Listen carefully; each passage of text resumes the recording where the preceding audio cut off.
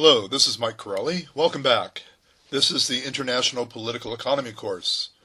Today in our textbook, International Political Economy by David Balam, we are looking at Chapter 9, the Global Security Structure.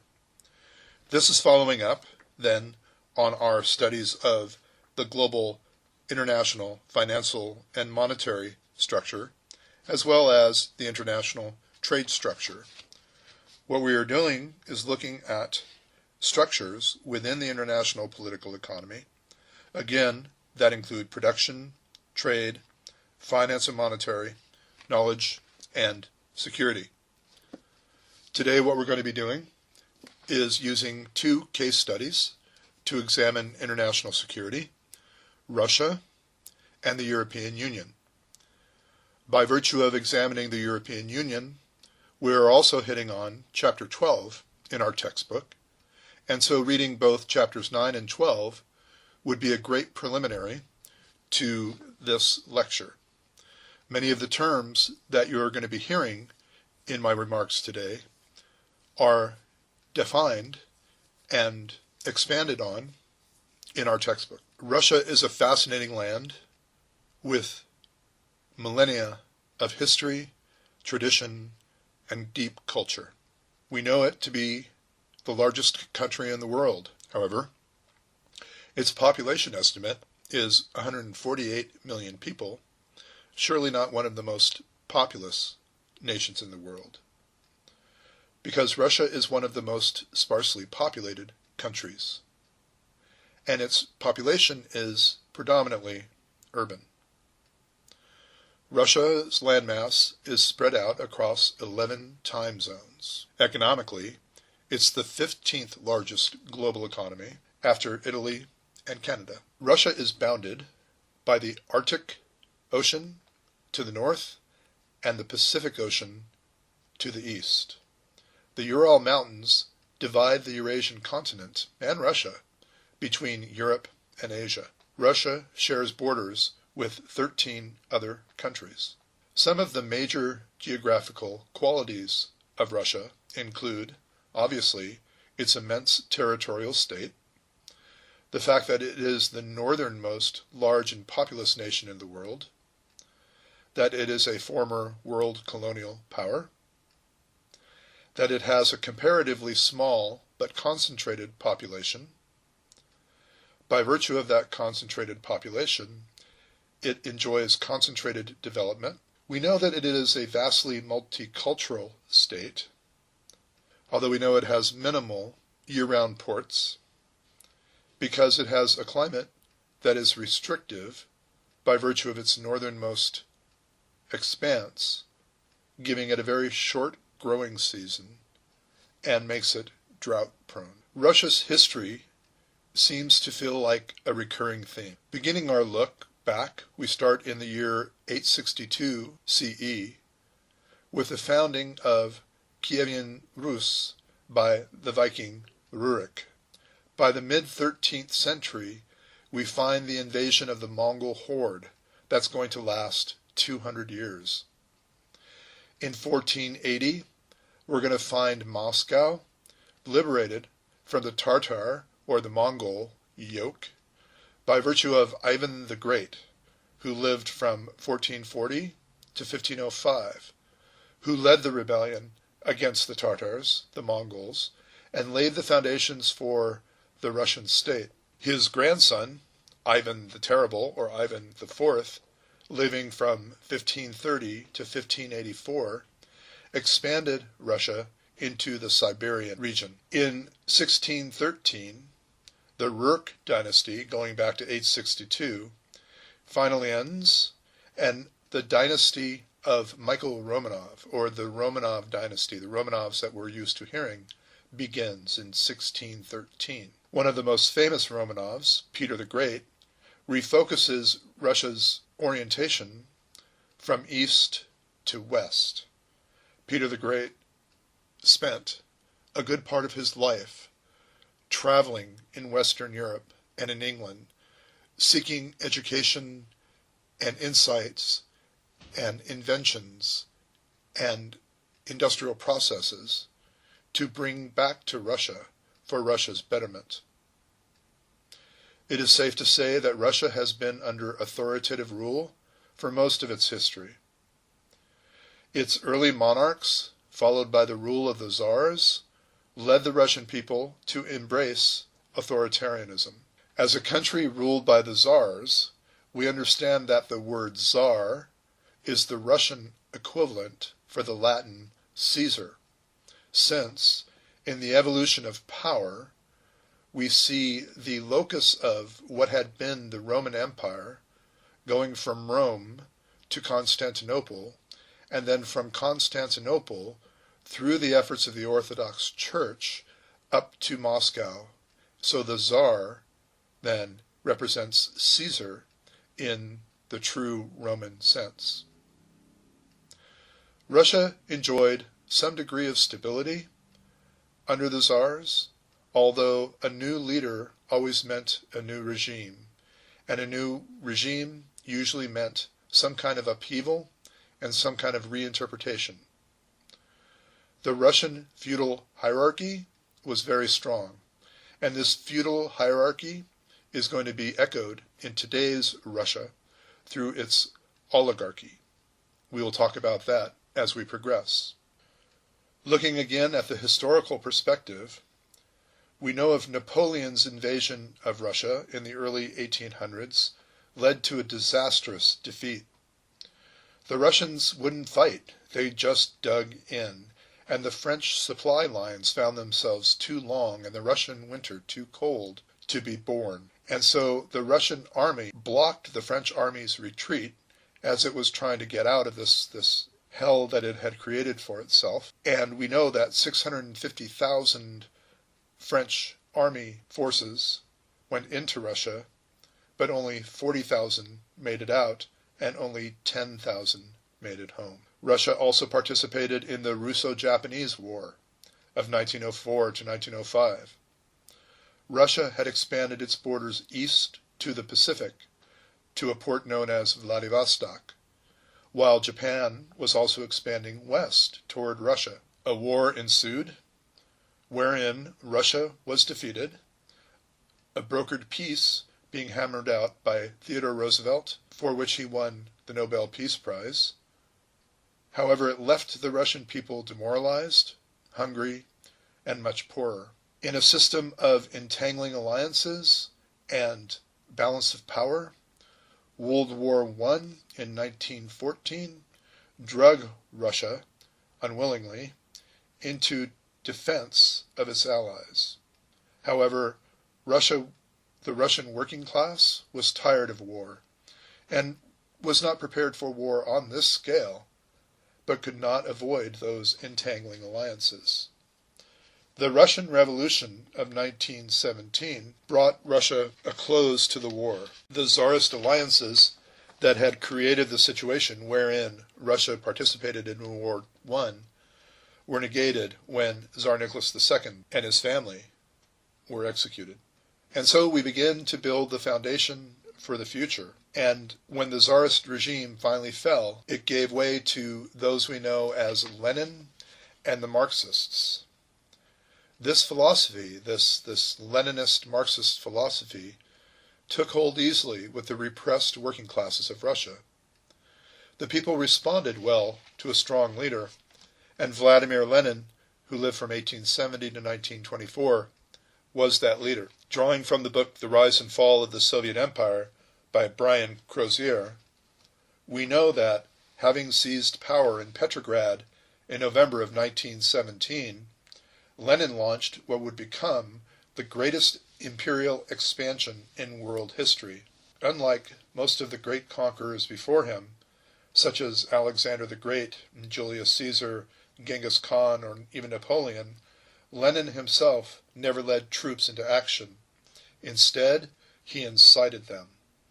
The instruments with which he created his imperial legacy were, first, his own ideology, and second, the Comintern.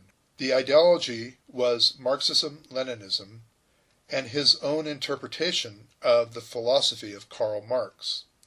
The Comintern, or the Communist International, was a Soviet-controlled association of national communist parties, and it was Lenin's device for spreading the ideology to all countries of the world. Lenin did not live to see the full fruits of his efforts. When he died, physically and mentally incapacitated, in January 1924, Russia's hold extended only to the limits of the Tsarist Empire that he had restored, from the Ural Mountains in the west to the Bering Sea in the far east. It was left to his successors, Joseph Stalin, Nikita Khrushchev, and Leonid Brezhnev, to impose Moscow-controlled regimes, first upon neighboring countries, and later to the far reaches of the globe. Lenin himself, as a man, is a fascinating study. In the book The Life and Death of Lenin by Robert Payne, we find a specter haunts the world, which is the specter of Lenin. No man ever did more to change the face of Russia or the world. More than anyone else, more than Alexander the Great or Tamerlane or Napoleon, he changed the course of the world's history.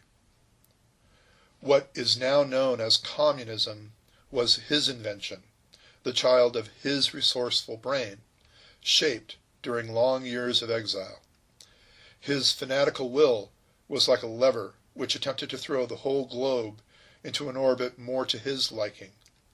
And because he pressed so hard on the lever, the earth still shudders.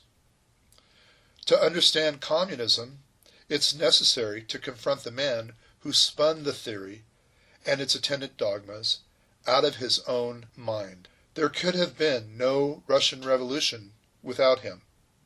He called himself a Marxist, but in fact he hammered and bent Marx to his own will, using Marx whenever it was necessary and jettisoning him whenever it served his purpose.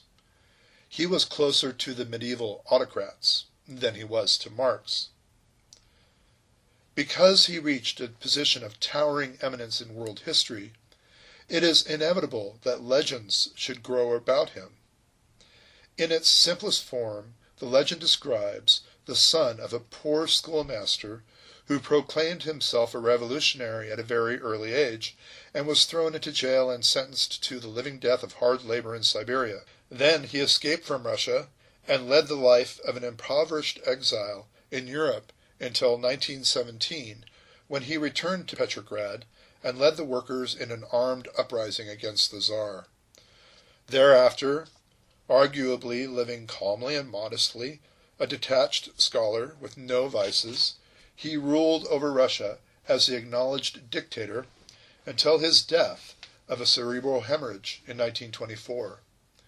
He was the epitome of the Russian genius, a man of pure Russian ancestry with gifts which were typically Russian. As we shall see, as it is often the case in political figures, the legend had no relation to the man. He was not the son of a poor schoolmaster, but of the superintendent of education over an entire province, landowner, and hereditary nobleman who was addressed as Your Excellency. Arrested and sent to Siberia, Lenin lived there comfortably, quietly, in the seclusion necessary for his work. He was never physically assaulted, and he was permitted to carry a gun. In Europe, too, he lived comfortably, in middle-class comfort. At least 3 immense fortunes passed at various times through his hands. Like other men, he had mistresses, and he was not always the detached scholar. When he returned to Petrograd, he conquered the city with the help of Trotsky and the armed forces, the sailors of the Baltic fleet, and the local garrisons. The Tsar had been dethroned long before. There was no drop of Russian blood in him, and he died of poison administered at the orders of Stalin. With Stalin in power, the Second World War was a lightning rod for Russian nationalism. The Second World War instilled a sense of pride that persists even in today's Duma. It solidified the power of the communist government and consolidated the Soviet Union, bringing us to our examination of Lenin's successor, the infamous Joseph Stalin, who lived from 1878 to 1953. In the book The Last Lion, Defender of the Realm by William Manchester and Paul Reed, we hear of Churchill's thoughts on Stalin, where they write, "In early February, while Churchill took his ease under the sun, Stalin addressed his party congress and, as recollected by Under-Secretary of State Dean Acheson, with brutal clarity outlined the Soviet Union's post-war policy. Russia would rearm, Stalin declared, at the expense of producing consumer goods because capitalist imperialist monopolies guaranteed that no peaceful international order was possible." George Kennan, a wonderful Russian scholar, then chargé d'affaires in Moscow, wrote an 8,000-word policy paper for the Truman administration that later became known as the Long Telegram. In it, Kennan predicted that Stalin's neurotic view of world affairs and a tyrant's fear of political insecurity would result in a Soviet foreign policy that would use every means possible to infiltrate, divide, and weaken the West. And so with the close of World War II, we find the rise of the Cold War between the nations of the East, Russia, and its communist satellite nations, and the West, including Western Europe, devoid of East Germany, and the United States. But what were the causes of the Cold War? Well, we bear to mind the acronym BARE, B-A-R-E, to help us remember. Beliefs, aims, resentment, and events. The causes of the Cold War first then were beliefs. Inherently communism, as we described, versus capitalist democracy. Second, aims. Stalin wanted large reparations from Germany and a buffer zone of friendly states to protect Russia from future invasions. The United States and Great Britain wanted to protect democracy and help Germany recover from World War II. And so the carving up of Berlin between originally Russia, Great Britain, and the United States, and then United States giving part of its area to France, created the basis for the West Germany, East Germany demarcation, culminating in the building of the Berlin Wall and the Cold War. Another cause of the Cold War, resentment. The Soviets could not forget that the US and Great Britain tried to interfere in the Russian Revolution, and they believed they waited too long to get into the war. Great Britain and the United States could not forget Russia pulling out of World War I, or that Stalin himself had signed a non-aggression pact with Hitler in 1939. The final cause of the Cold War, perhaps the most important, are events. We're going to be going into each of these individually, but just as a short list. We have the Yalta Conference. We have the United States getting the bomb. We have the Iron Curtain speech. We have the Truman Doctrine, the Marshall Plan, the birth of NATO, the Korean War, the birth of the Warsaw Pact, Vietnam, the Bay of Pigs, the Cuban Missile Crisis, and the Berlin Wall. And so the 1945 Yalta Conference was held in Yalta in the Crimea, part of Ukraine, where Joseph Stalin hosted Franklin Delano Roosevelt, the United States President, and Winston Churchill, the Prime Minister of the United Kingdom, as the presumptive victors of World War II, to talk about a post-hostility peace and to build a post-hostility world. It was decided at Yalta what to do with Germany after World War II. The decision was to split Germany initially into 3 areas and then into 4. And so the 3 areas first were the UK, Russia, and the United States. And then the United States giving part of its area over to France's authority, which Churchill had petitioned for, but Stalin was dead set against. Stalin felt that France had dropped its arms and ran away in the face of the Germans and didn't deserve any kind of post-war recognition. The United States and Great Britain obviously felt differently. So the Russians saw this as evidence of Western betrayal. This belief, held by countries such as Poland, Slovakia, Romania, and the Czech Republic, is rooted in the belief that the Allied powers, the United States, Great Britain, despite venerating democratic principles and signing numerous pacts and military agreements, allowed smaller countries to be controlled by and or made communist states of the Soviet Union. At the Yalta Conference, the Big Three attempted to sacrifice the freedom for the stake of civility. And what isn't mentioned in this is Poland and the government of Poland and of Romania, that the Soviets closely coordinated, making sure to install Russia-friendly governments in those nations. Finally, Russia's partition of Poland and Russia's influence over Poland went against the United States and Great Britain because it was for Poland, if one remembers our World War II history, that Great Britain and eventually the United States had come into the war against Hitler to protect. We also know that in 1945, the U.S. drops the bomb on Japan.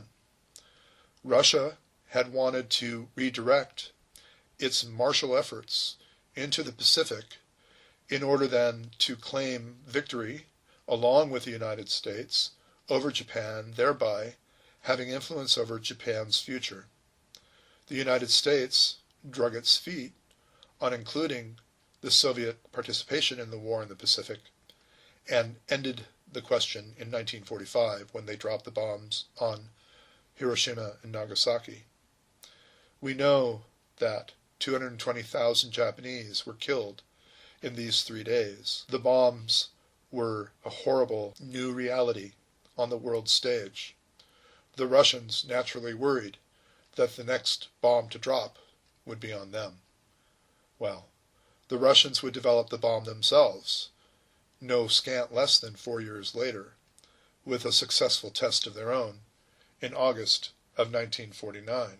Another event leading to the Cold War is a speech at a small college in Missouri, where Winston Churchill tells Stalin, "We're watching you." President Truman was in attendance, and further remarked that the U.S. had a duty then to spread democracy around the world.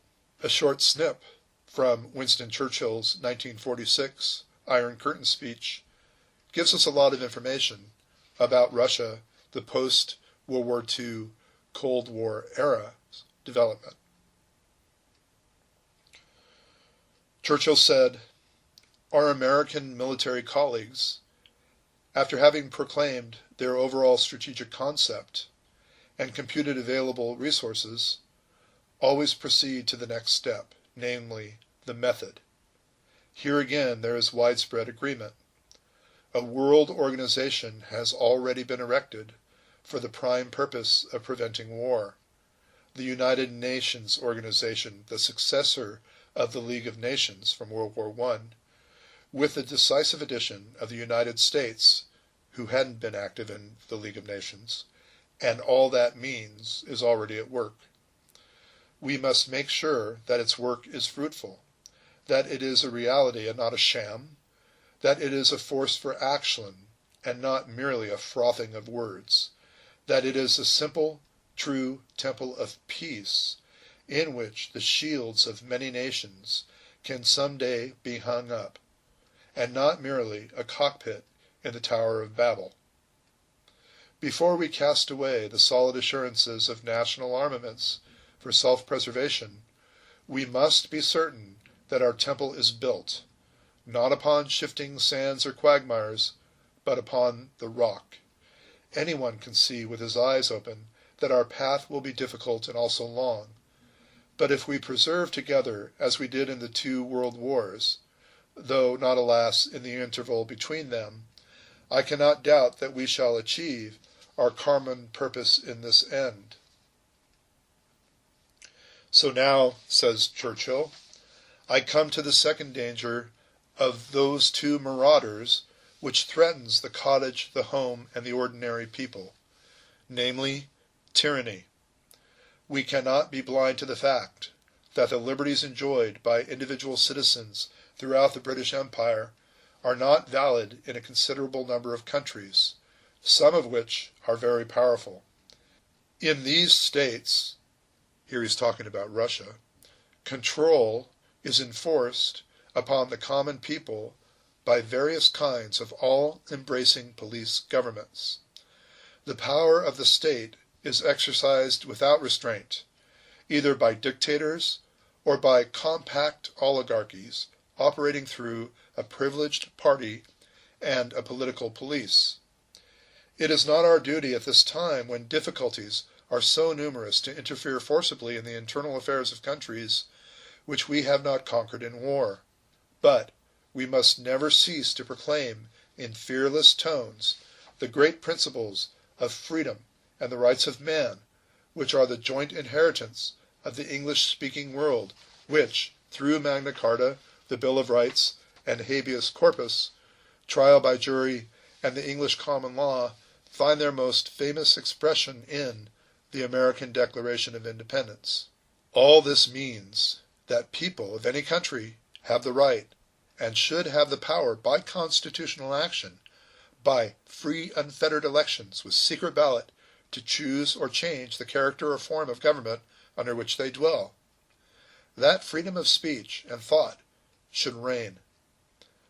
That courts of justice, independent of the executive, unbiased by any party, should administer laws which have received the broad assent of large majorities, or are consecrated by time and custom. Here are the title deeds of freedom, which should lie in every cottage home. Here is the message of the British and American peoples to mankind. Let us preach what we practice. Let us practice what we preach. So this is Churchill's 1946 Iron Curtain speech, another event that led to the Cold War. As I said, President Truman was in attendance during Prime Minister Churchill's speech, the result being the 1947 Truman Doctrine and the Marshall Plan. So, in the Secretary of State, we have Dean Acheson. We'll be talking about him a good deal in other lectures in this course. Dean Acheson, then, proposed that there were three methods of dealing with communism. One was containment. Two was to let communism grow and to let it fall from its inevitable overexpansion. The third was to work quietly behind the scenes for dove ascendancy in the Kremlin. What that means is looking for internal people in the Kremlin, in the Russian government, who weren't as opposed to the United States, who weren't as opposed to peace, and to help them rise to positions of authority in the Communist Party. So again, containment, to let it grow and fall from overexpansion, or to work for dove ascendancy in the Kremlin. Well, the Truman Doctrine, then, is going to support democracies, self-determination. Anybody who is being threatened by communist takeover against their will, then, is guaranteed the support of the United States. We also needed to put money where our mouth was. And we'll talk more about the Marshall Plan in other lectures in this course, but suffice it to say that the Marshall Plan, then, was named for another Secretary of State, George Marshall, who was a former general, who took the name Marshall Plan to present this idea to Congress because Truman, for whom he worked, knew that he was so unpopular in Congress that if it had the Truman Plan attached to it, it would fail just by virtue of his name. So they called it the Marshall Plan. The idea was to rebuild Europe by providing billions of dollars in aid, both monetary and in export aid, to get the starving peoples of Europe back up on their feet and to start building the infrastructure again. As we're going to see, the Marshall Plan is going to result in the European Union. Another event was NATO, the North Atlantic Treaty Organization, a military alliance, where it was agreed that any attack on any NATO country would be treated as an attack on all NATO countries, especially the United States. And so this sought to protect the countries of Western Europe with the umbrella of United States force, and specifically North American nuclear arms. Well, unsurprisingly, the Soviet Union then, in response, formed what's known as the Warsaw Pact, named after the capital of Poland, Warsaw. In 1955, it was a countermove to NATO, where the Soviet Union sought to create buffer zone of Eastern European countries coming together as NATO had. It was then decided, too, that any attack on a Warsaw Pact country is an attack on Russia, and so Russia would retaliate along with her nuclear weapons. As we're going to see with the fall of the Berlin Wall and the fall of the Soviet Union, many of the communist countries, or the former communist satellite countries, were going to dissolve the Warsaw Pact in July of 1991. Two proxy wars helped solidify the Cold War.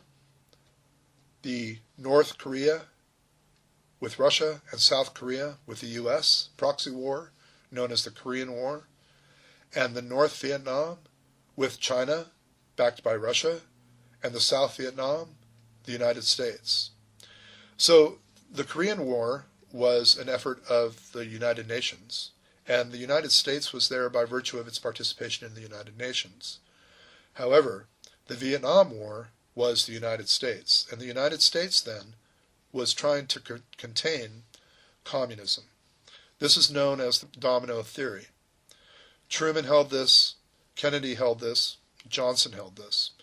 It is to say that if we let Vietnam fall, if Vietnam becomes communist, if we let the North Vietnamese take over South Vietnam and make it communist, then communism will be established then in Indonesia. If it's established in Vietnam, Laos will fall. If Laos falls, Cambodia will fall. If Cambodia falls, Korea will fall. If Korea falls, Japan will fall. It was a domino effect. And so it was argued that we could have waited, the United States could have waited for expansionism into Laos or into Cambodia. It would have been a different war. The war in Vietnam was a guerrilla war by the North Vietnamese against conventional war of the United States. And so really it was a war of attrition. A war of attrition means that the aggressor, the guerrilla force, simply needs to continue hampering the conventional force, that they can't lose. As long as they continue to nip at the superior force, they're winning. They have the superior force where they want them. So really, in the United States then, it was very hard to extricate. Nixon finally extricated the United States out of the... In a marvelous book called Khrushchev Remembers, we look at the biography of Soviet Premier Nikita Khrushchev, and he talks about this in the relationship to Cuba and Soviet expansion into Cuba, resulting in the Bay of Pigs and the Cuban Missile Crisis. Nikita Khrushchev then says, in addition to protecting Cuba, our missiles would have equalized what the West likes to call the balance of power.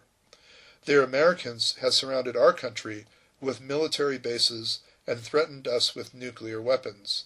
And now they would learn just what it feels like to have an enemy, missiles pointing at you.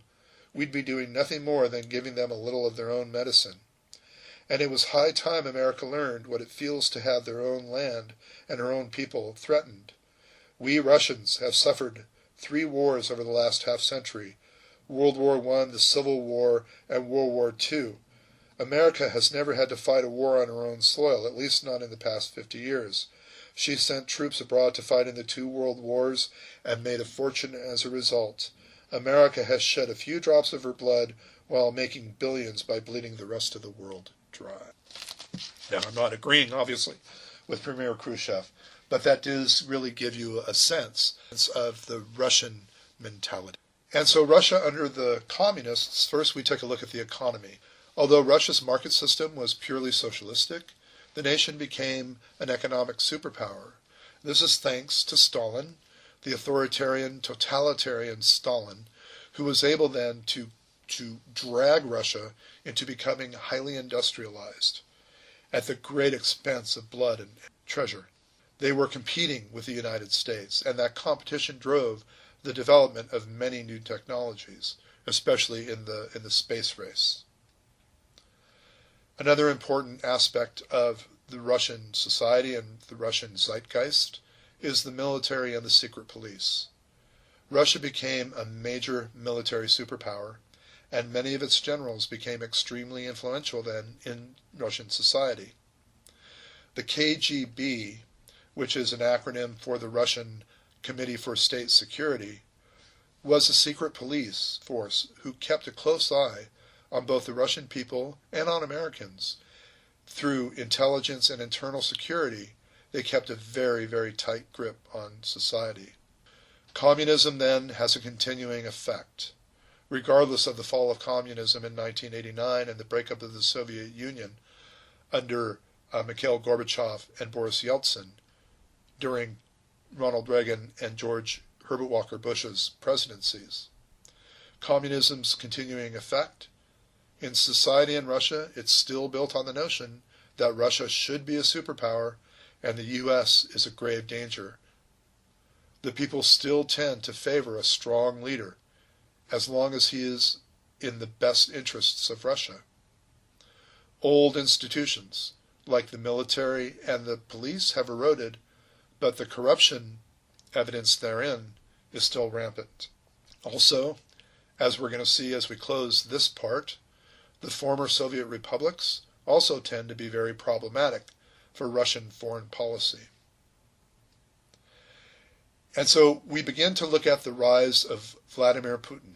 We're all very familiar with Vladimir Putin's name, and we're going to learn a lot about him and about how he rose to power and why he keeps his hand on the lever of power. So Putin rose to power in 1999, and that rise can be directly linked to the societal upheaval following the fall of the USSR. Remember that Putin was a KGB man, and he was very deeply involved in the KGB processes and infrastructure. Weak leadership under Boris Yeltsin and a floundering economy left an opening for the then unknown Putin in 1999.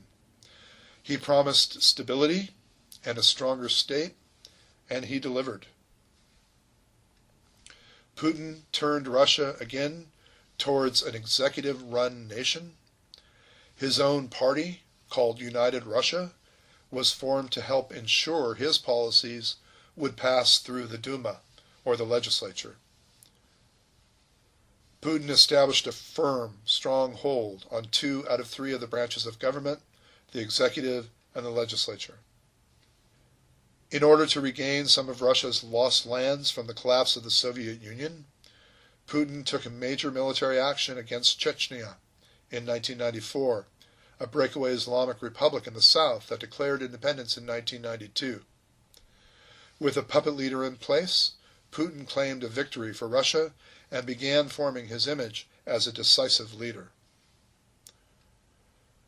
Realizing Russia's major energy potential, Putin has taken large steps toward increasing the nation's oil production, becoming a major oil supplier to the world. Putin has also begun rearming the country's military to the Soviet Union's levels in an attempt to reestablish the nation as a superpower. A citation from the International Monetary Fund says that Russia spent $166 billion in 2019. That is significant. It still is, however, 1/4 of the U.S.'s expenditures at $732 billion. Putin is well known for looking down on blocs of countries such as NATO. Much of Russia finds the organization to be either useless or a threat to the country's influence. As we look at blocs or coming together of disparate powers, then we can look to the European Union as a bloc that Putin would definitely have in his sights. As a UN Security Council member, Vladimir Putin has attempted to block many actions that he feels would limit Russian power or increase that of the U.S. The effects of Putin's rule are manifest. As a foreign power, Russia has become once more quite influential. particularly in China and in the Middle East. Due to its economic potential and its military might, Russia cannot be ignored. While the people have noticed limited freedoms, their standard of living is still better than before, and therefore general resistance to Putin's rule is unlikely. Sovereignty and authority in the Russian mind go hand in hand.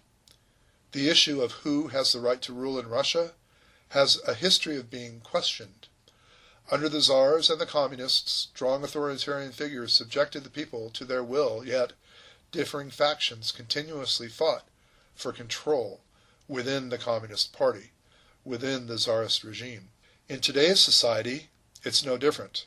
The oligarchs, people and government, all have differing opinions on the optimal use of power. With Russia, power is generally concentrated in the hands of whoever fights the hardest to gain it. Historically, the people have rarely fought for power, and therefore it is maintained by the government. The new Russian constitution, dating from December 25, 1993, maintained many of the same rules that existed under Soviet rule from 1936, suggesting that the Russian people perhaps are not fond of change. It did, however, establish a three-branch federal system that would promote a democratic style of government and ensure the rights of the people would be protected. So when you look at the executive branch, Russia has a president who is the chief executive and holds power similar to the United States president. He shares power, to some degree, with a prime minister. The president is elected by the public and cannot serve more than 2 consecutive terms. Well, the Constitution has been changed, and Putin and Dmitry Medvedev, pictured here with President Putin, is prime minister, and they have switched roles back and forth. Where Medvedev has been president, Putin has been prime minister, still controlling the levers of power. And then Putin went back to being president to serve another consecutive 2-year terms. There is a legislature. It's called the Duma. Russia has a legislative body known as the Duma, and the majority party of the Duma selects the prime minister, who acts as the head of government. The prime minister, then, acting as head of government, is beholden to the Duma, who selects him. However, the Duma is in the hands of the party. We remember that President Putin controls the party called United Russia, and so United Russia controls the Duma. Putin controls United Russia, Putin controls the Duma controls the Prime Minister, Putin controls the Prime Minister. Ostensibly, elections are held and representatives are elected by the people, but again, this party then is supreme.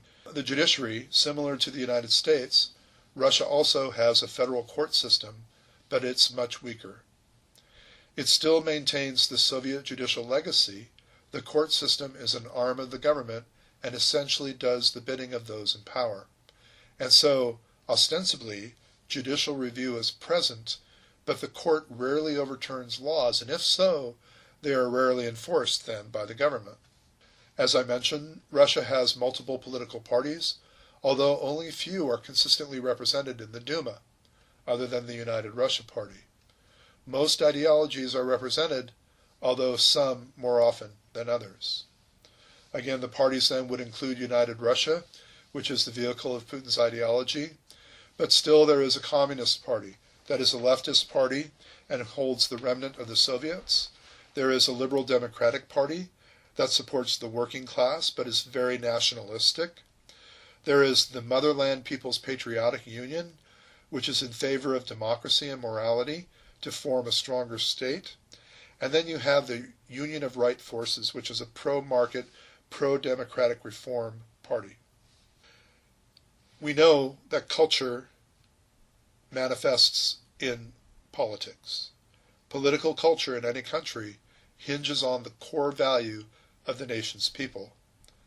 As a whole, citizens in Russia tend to support a strong leader, which is a remnant of the Soviet-style governance, which was a remnant of the Tsarist governance that stretched back, as we suggested, to 832.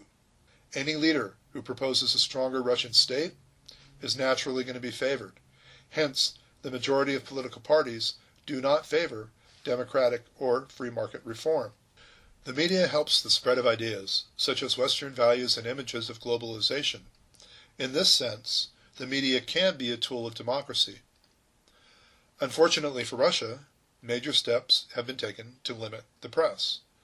It is essentially an arm of government. Any media outlet that defies the ruling class is generally stifled or destroyed entirely. Russian government, to a large degree, is based on reactions to the varying interest groups. Oligarchs and the political elite wield a huge amount of power, and the government must choose to crack down on them or give in to their lobbying. And so obviously the oligarchs are very influential in government. With the oligarchs, we understand there is a large amount of corruption in Russian politics. Corruption, particularly among the police, plays a huge role in Russian society. Culture has been developed, both by corruption and by the Soviet bureaucracy, to view government as something to be avoided rather than followed. Although great power is placed in the executive, at local levels the government is largely ignored. There are cultural influences to be examined. Putin's decisive actions as an executive have reconsolidated power, and the public generally approves. The public policy mechanism is essentially carried out by Putin alone and enforced by the rest of the government. Yet, in a similar fashion to all of Russian history, the public allows the executive to take a strong role in the formulation of policy. And so, we look today then at current policy issues in Russia. First and foremost, economic. Russia struggles still to regain its economic power from its old Soviet days. It is a major energy exporter, as we discussed earlier, and the economy has been centralized to a degree by Vladimir Putin. Standards of living have improved with the introduction of free market reforms, but progress is so slow. Looking at the social components, especially in comparison with their former situation, most citizens in Russia have more freedoms and live better under democracy. Corruption and the income gap still persist, which essentially undermines any effort by the government. People are free to participate in politics, yet many outsiders worry that representation in Russia is to some degree fixed. Although the Cold War is over, tension between Russia and the US and Russia and Western Europe are still present. Yet, Russia also faces threats from China, India, and the Arab nations. Despite the efforts of the government, Western culture has invaded Russia, and the democratic thought processes will continue to shape policy. The economy has become much more linked to the world's economy, and Russia must consider the reactions of rival nations, especially the United States, the European Union, and China, to any bold policy change. Investment with large economic organizations to a degree limits what Russia can do, but as the world economy evolves, so must Russia. Organizations such as NATO continue to be a sore spot for Russia, and many citizens feel as if the world is under the thumb of the US. And so we listen carefully to remarks from Vladimir Putin about NATO, and we look at remarks from any other world leader about NATO and NATO's efficiency and its effectiveness, with an eye to Vladimir Putin's discountencing blocs such as NATO, and NATO specifically. Any belligerence on the part of Putin is frowned upon by the rest of the world. But within Russia, the public seems to feel more comfortable with a strong executive in charge. Then, looking to the future. Democratization has been moderately successful following the Soviet Union's fall. People enjoy greater power and influence, coupled with a capitalist economy. Unfortunately, they have not demanded the necessary change for Russia to become a true democracy, and their overall change has only been a partial transition from authoritarianism.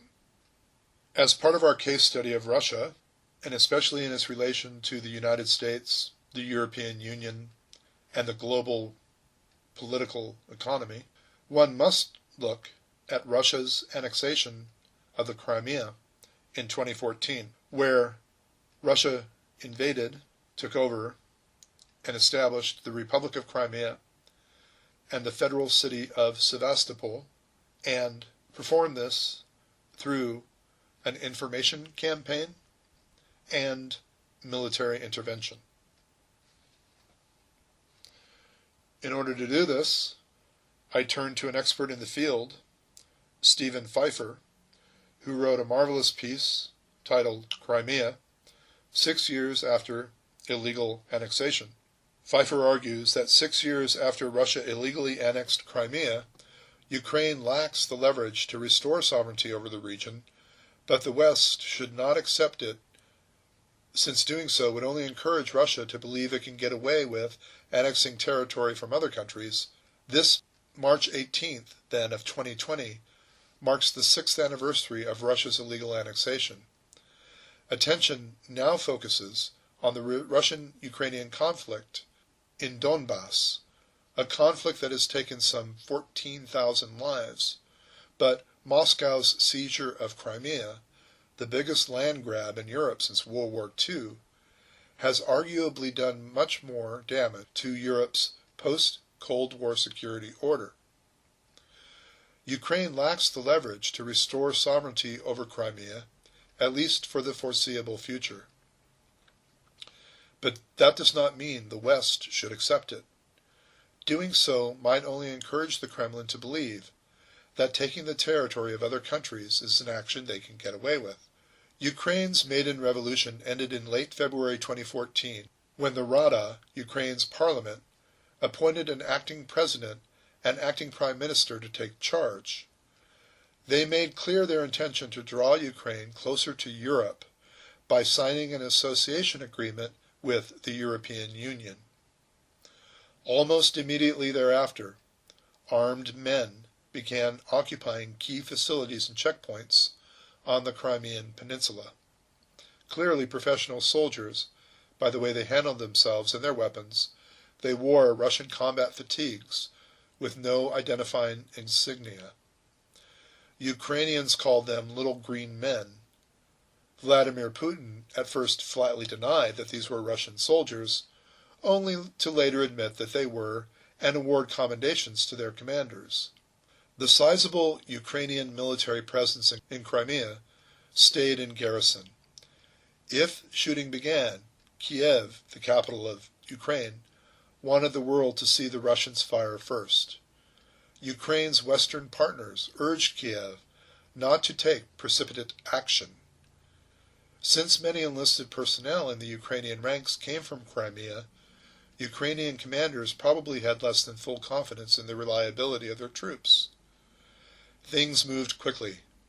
By early March, Russian troops had secured the entire peninsula. On March 6th, the Crimean Supreme Council voted to ask to accede to Russia. The council scheduled a referendum for March 16th, which offered two choices: join Russia or return to Crimea's 1992 constitution, which gave the peninsula significant autonomy. Those who favored Crimea remaining part of Ukraine under the current constitution had no box to check. The conduct of the referendum proved chaotic and took place absent any credible international observers. Local authorities reported a turnout of 83%, with 96.7% voting to join Russia. The numbers seemed implausible, given that ethnic Ukrainians and Crimean Tatars accounted for almost 40% of the peninsula's population. 2 months later, a leaked report from the Russian President's Human Rights Council put turnout only at about 30%, with about half of those voting to join Russia. On March 18th, Crimean and Russian officials signed the Treaty of Accession of the Republic of Crimea to Russia. Putin ratified the treaty 3 days later. Moscow maintains an historical claim to Crimea. The Russians colonized Crimea during the reign of Catherine the Great, and they found Sevastopol, the peninsula's main port and largest city, to be the home port for the Russian Black Sea Fleet. Following the establishment of the Soviet Union, Crimea was part of the Russian Soviet Federative Socialist Republic until 1954, when it was transferred administratively to the Ukrainian Soviet Socialist Republic. It is also true that Crimea in 2014 had an ethnic Russian majority of about 60%, the only part of Ukraine where ethnic Russians constituted the majority. But it is equally true that, when the Soviet Union collapsed in December of 1991, the resulting independent states recognized one another in their then existing borders. Russia's seizure of Crimea from Ukraine violated, among other agreements, the UN Charter, the 1975 Helsinki Final Act, the 1994 Budapest Memorandum of Security Assurances for Ukraine, and the 1997 Treaty on Friendship, Cooperation and Partnership between Ukraine and Russia. Moscow expressed concern about the fate of ethnic Russians in Crimea, but no evidence showed any threat to them. The Russian government justified the referendum and annexation as an act of self-determination, though it appears that well less than half of the Crimean population actually voted to join Russia.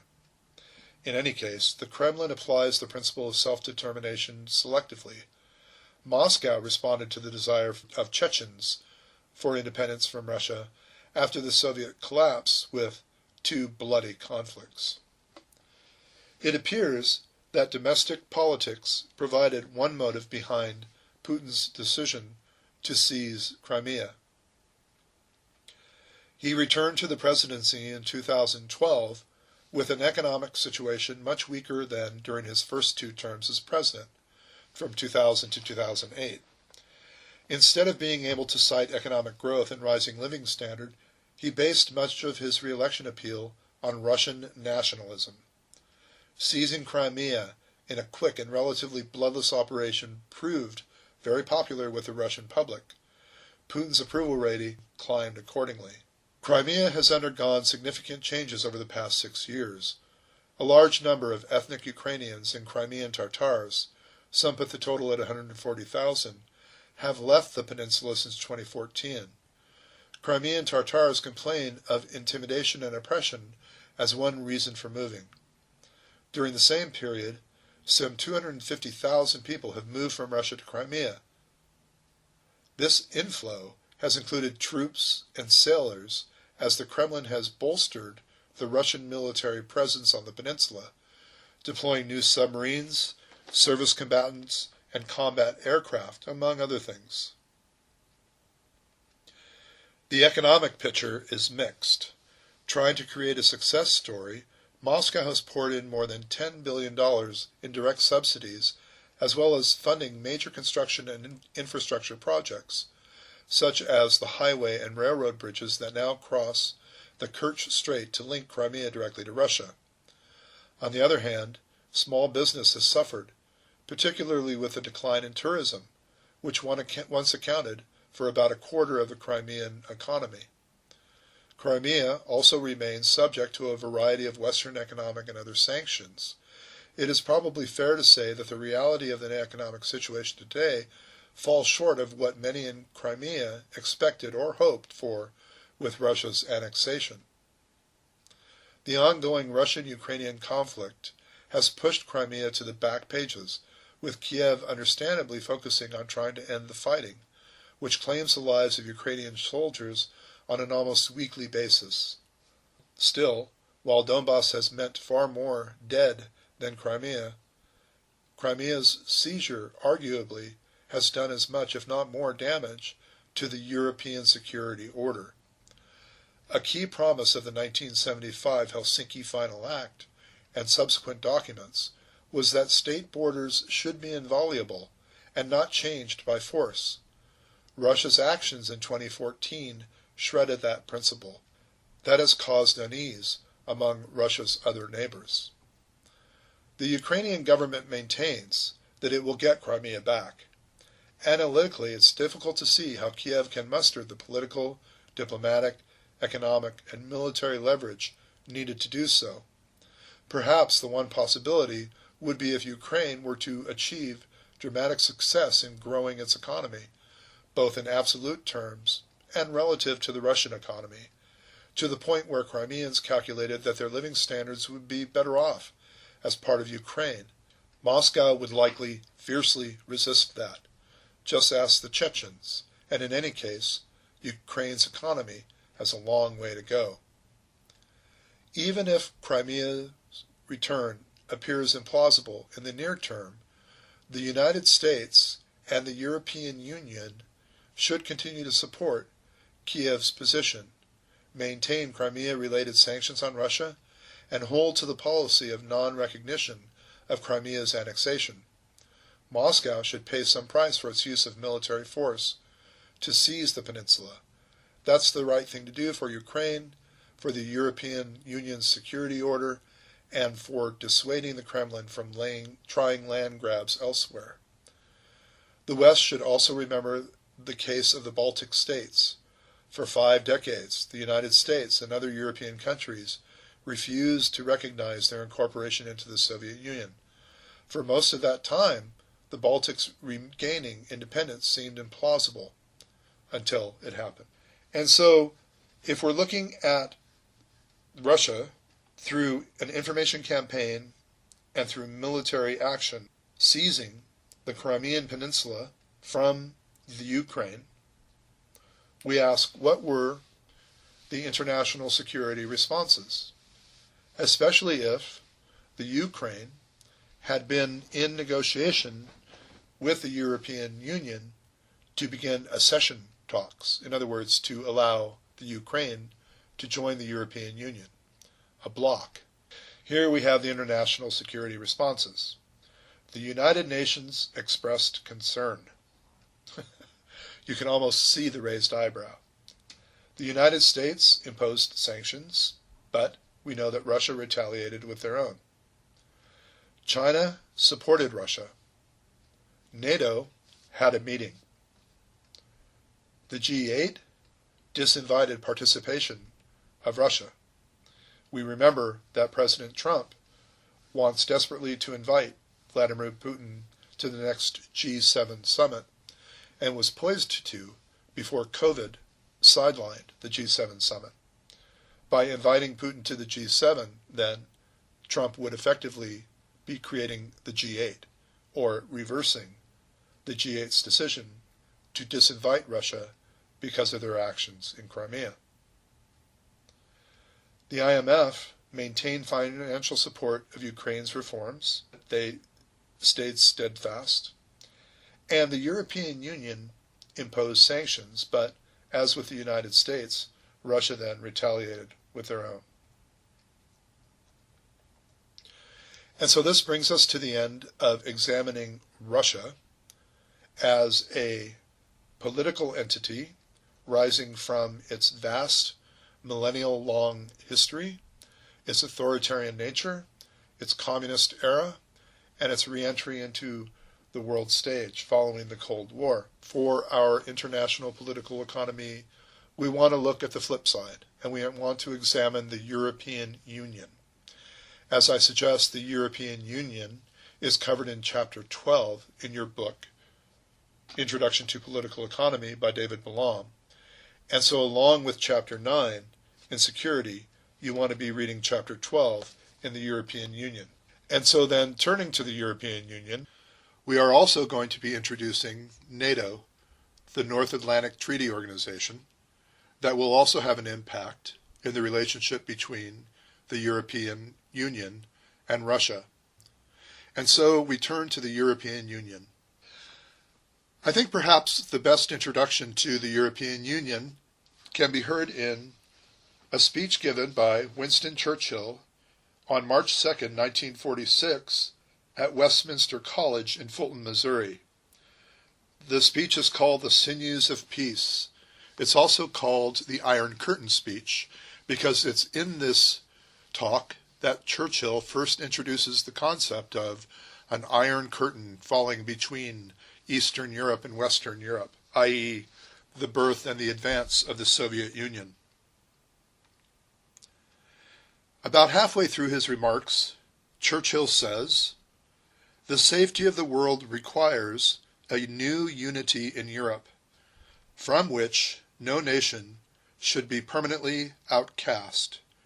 It is from the quarrels of the strong parent races in Europe that the world wars we have witnessed, or which occurred in former times, have sprung. Twice in our lifetime we have seen the United States, against their wishes and their traditions, against arguments, the force of which it is impossible not to comprehend, drawn by irresistible forces into these wars, in time to secure the victory of the good cause, but only after frightful slaughter and devastation had occurred. Twice the United States has had to send several millions of its young men across the Atlantic to find the war. But now war can find any nation, wherever it may dwell, between dusk and dawn. Surely we should work with conscious purpose for a grand pacification of Europe, within the structure of the United Nations and in accordance with its charter. That, I feel, is open cause of policy of very great importance." So although Churchill is talking about the United Nations' role in developing a peaceful future for the world, he's also talking about a strong, united Europe, of which no nation would be cast out. And so in this speech, then, since President Truman was in attendance, is going to result in, effectively, the Truman Doctrine, that is containment of communism, the birth of the Marshall Plan, which is an economic program to help rebuild Europe. And from this speech, and from the Truman Doctrine, and from the Marshall Plan, are going to rise the Maastricht Treaty, or the birth of the European Union. The European Union is really just a family of democratic European countries. It is not a state in the traditional sense, nor is it intended to replace any existing state.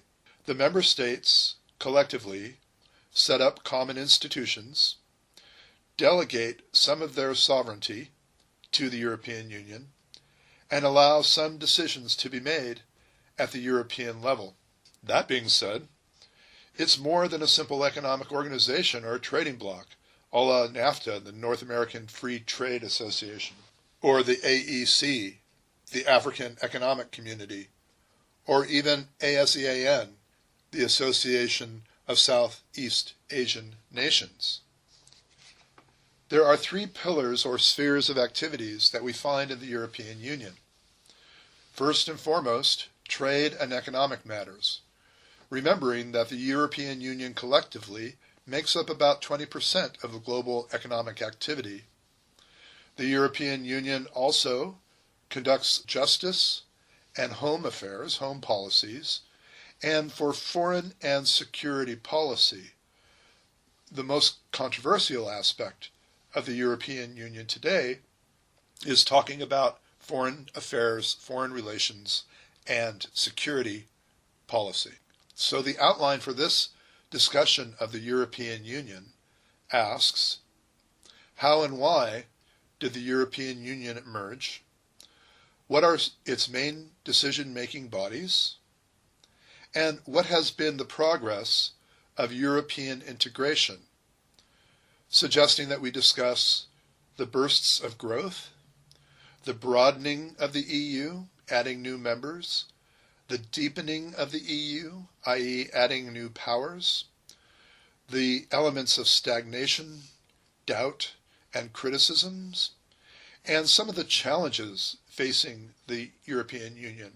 We're going to suggest three challenges, but the first and foremost is, how does one exit the Union gracefully, as the United Kingdom did on January 1st, 2020, otherwise known popularly as Brexit. In this segment, we are going to be citing significant authorities on the birth and rise and foundation of the European Union. I think it's important to cite these authorities to give our assertions credit and authority. So the first authority that I want to invoke as we look at the birth of the European Union, otherwise known as Europe Day in 1950, I turn to Henry Kissinger, a statesman and a diplomat, Secretary of State under President Richard Nixon, and a continuing contributor to the discussion of international relations, international political economy, comparative government, and diplomacy generally. In fact, the following citation is drawn from Henry Kissinger's book, Diplomacy, on page 452, where he says, "When, on March 12, 1947, Truman announced the doctrine that would later be named after him, he dropped the strategic aspect of Secretary of State Acheson's analysis and spoke in traditional Wilsonian terms of the struggle between two ways of life." Wilsonian terms refers to President Woodrow Wilson and his efforts at creating an international community vis-a-vis his 14 points at the Treaty of Versailles and the ensuing League of Nations, the forerunner to the United Nations. One way of life is based upon the will of the majority and is distinguished by free institutions, representative government, free elections, guarantees of individual liberty, freedom of speech and religion, and freedom from political oppression. The second way of life is based upon the will of a minority, forcibly imposed upon the majority. It relies upon terror and oppression, a controlled press and radio, fixed elections, and the suppression of personal freedoms. Moreover, in defending independent countries, the United States was acting on behalf of democracy and the world community, even though a Soviet vote would prevent formal endorsement by the United Nations. In helping free and independent nations to maintain their freedom, the United States will be giving effect to the principal charters of the United Nations. Had Soviet leaders been more aware of American history, they would have understood the ominous nature of what the president was saying. The Truman Doctrine marked a watershed because, once again, America had thrown down the gauntlet. The kind of realpolitik Stalin understood best would be forever at an end, and bargaining over reciprocal concessions would be out of the question. Henceforth, the conflict could only be settled by a change in Soviet purposes or by collapse of the Soviet system itself. Truman had proclaimed his doctrine as the policy of the United States to support free peoples who are resisting attempted subjugation by armed minority or by outside pressures. Inevitably, criticism of the objective of defending democracy appeared at both ends of the intellectual spectrum. Some protested that America was defending countries which, however important, were morally unworthy. Others objected that America was committing itself to the defense of societies which, whether free or not, were not vital to American security. It was an ambiguity which refused to go away, generating debates about American purposes in nearly every crisis that have not ended to this day.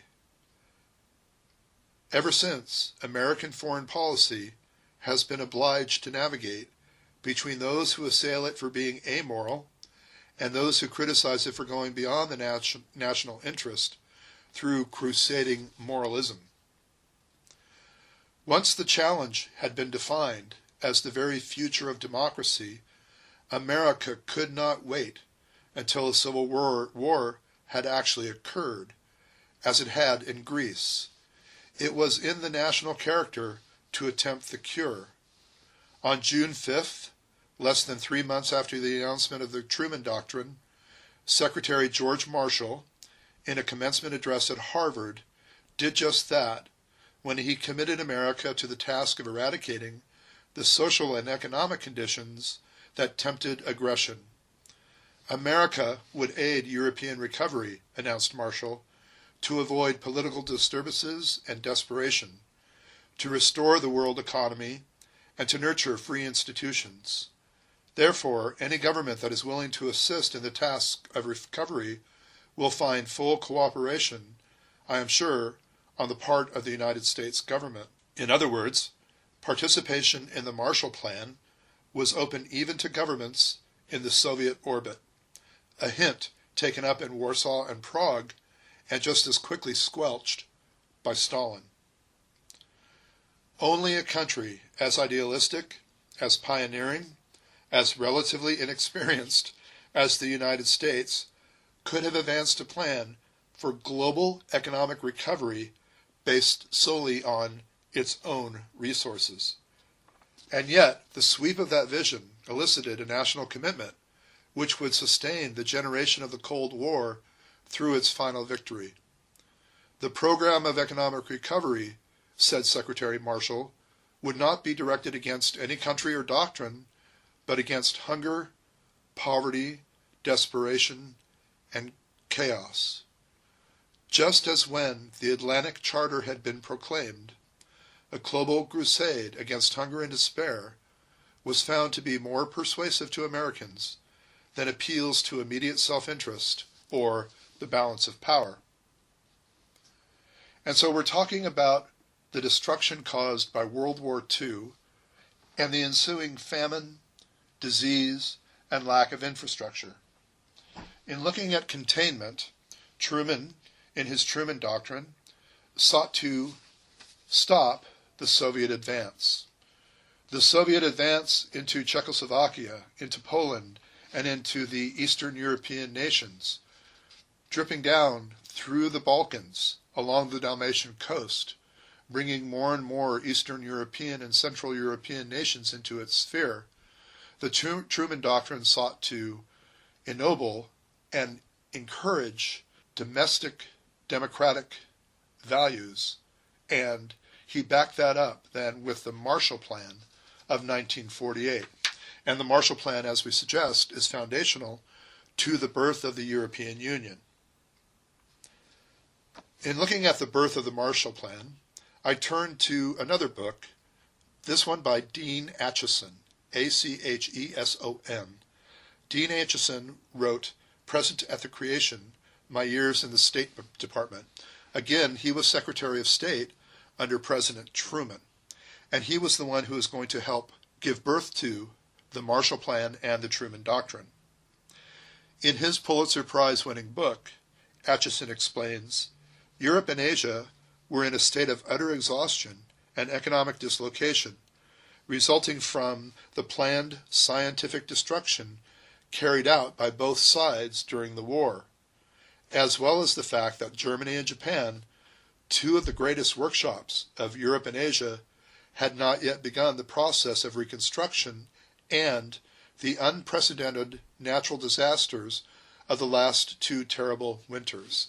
There were terrible winters following the conclusion of the war and great famine ensuing.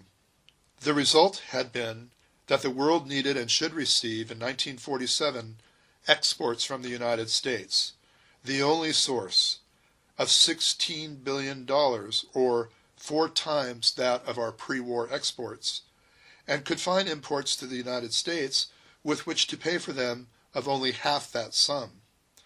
The deficit would be made up by loans and grants from us and the remaining financial reserves of the stricken country, leaving them bankrupt and hopeless. These means of meeting the deficit after the current year would no longer be available. We should therefore increase imports as much as possible to close the gap and find new methods of financing it. In thinking about how to go about this, the speech continued, we must be acutely conscious of other facts of life. We could not greatly increase exports since goods were also urgently needed at home.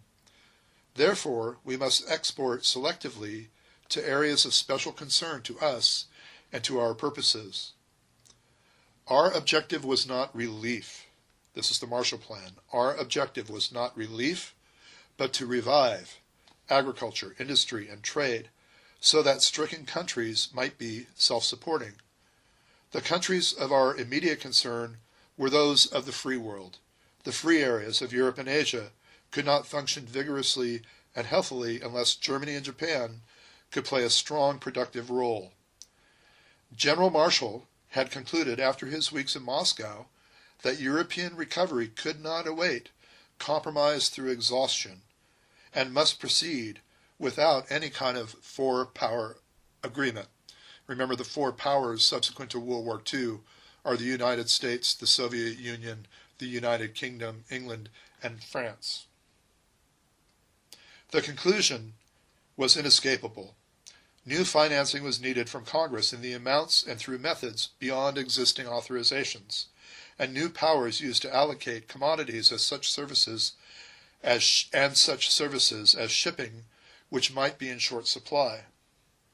Quote, "Not only do human beings and nations exist in narrow economic margins, but also human dignity, human freedom, and democratic institutions. It is one of the principal aims of our foreign policy today to use our economic and financial resources to widen these margins. It is necessary if we are to preserve our own freedoms and our own democratic institutions. It is necessary for our national security, and it is our duty and our privilege as human beings." And that was Dean Acheson, Secretary of State, the book titled President the Creation, page 229. And so then, what is the Marshall Plan? The Marshall Plan was a U.S.-sponsored program implemented following World War II to aid European countries that had been destroyed as a result of the war. It was laid out by U.S. Secretary of State George Marshall during an address at Harvard University in 1947. The plan was authorized by Congress as the European Recovery Program, or the ERP. Again, the Marshall Plan is thus named for George Marshall, who had proposed it. The plan gave originally $13 billion in foreign aid to European countries that had been devastated physically and economically by World War II. By the time the plan ended in 1951, all the countries who received aid saw their economies grow to better than pre-war levels. And so the Marshall Plan gave more than $13 billion in aid to European nations, including its World War II enemies, Germany and Italy, and was crucial in revitalizing their post-war economies. The definition of the Marshall Plan lay in a really simple concept. The Secretary of State believed that the stability of European governments depended on the economic stability of the people.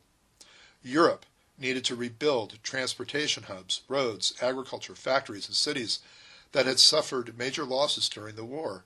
The United States was the only major power that had not suffered damage during the war, so it made sense that America step in to help rebuild. So the U.S. proposed the Marshall Plan because it was the only country in the world that was able to do so. Marshall saw communism as a threat to European security and stability. The Soviet Union's sphere of influence increased during World War II, and tensions between Eastern and Western Europe intensified. The Soviet Union believed that the Marshall Plan was a way to meddle in the internal affairs of European countries. That belief prevented Soviet satellite countries such as Poland and Czechoslovakia from accepting assistance from the United States. It also caused, at least in part, the Soviet Union's economy to be significantly outpaced by those of Western Europe. So the $13 billion plan started with shipments of food and staples to European ports in the Netherlands and France. Another great biography is of David Bruce, who, a former ambassador to France, England, and Germany, actually the only person who has ever held all three positions, also served as the person on the ground to implement the Marshall Plan in France. Again, his name was David Bruce. He's a very interesting character. Tractors, turbines, lathes, and other industrial equipment, plus the fuel to power the machines, arrived soon thereafter. Between 1948 and 1951, as much as 3% of what Americans produced went to the recovery effort in Europe.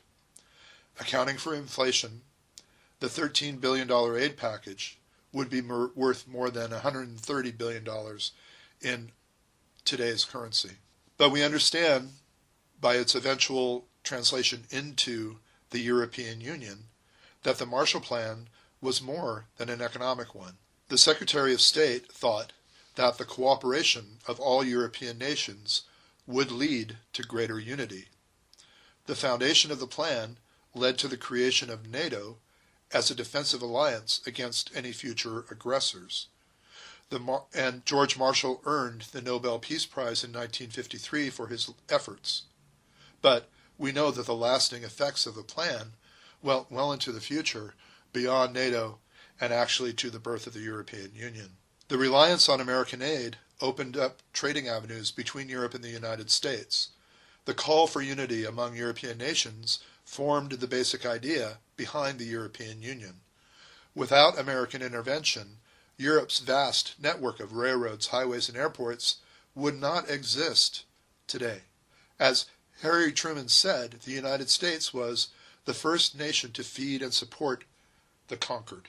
And so looking then at the destruction of World War II and the ensuing famine, disease, and infrastructure, the birth of the Truman Doctrine as a result of Winston Churchill's Iron Curtain speech, the resulting Marshall Plan, rising as an economic and societal reinvigoration of Western Europe, was foundational, giving birth finally on May 1950, what is known as Europe Day, to the Schuman Declaration.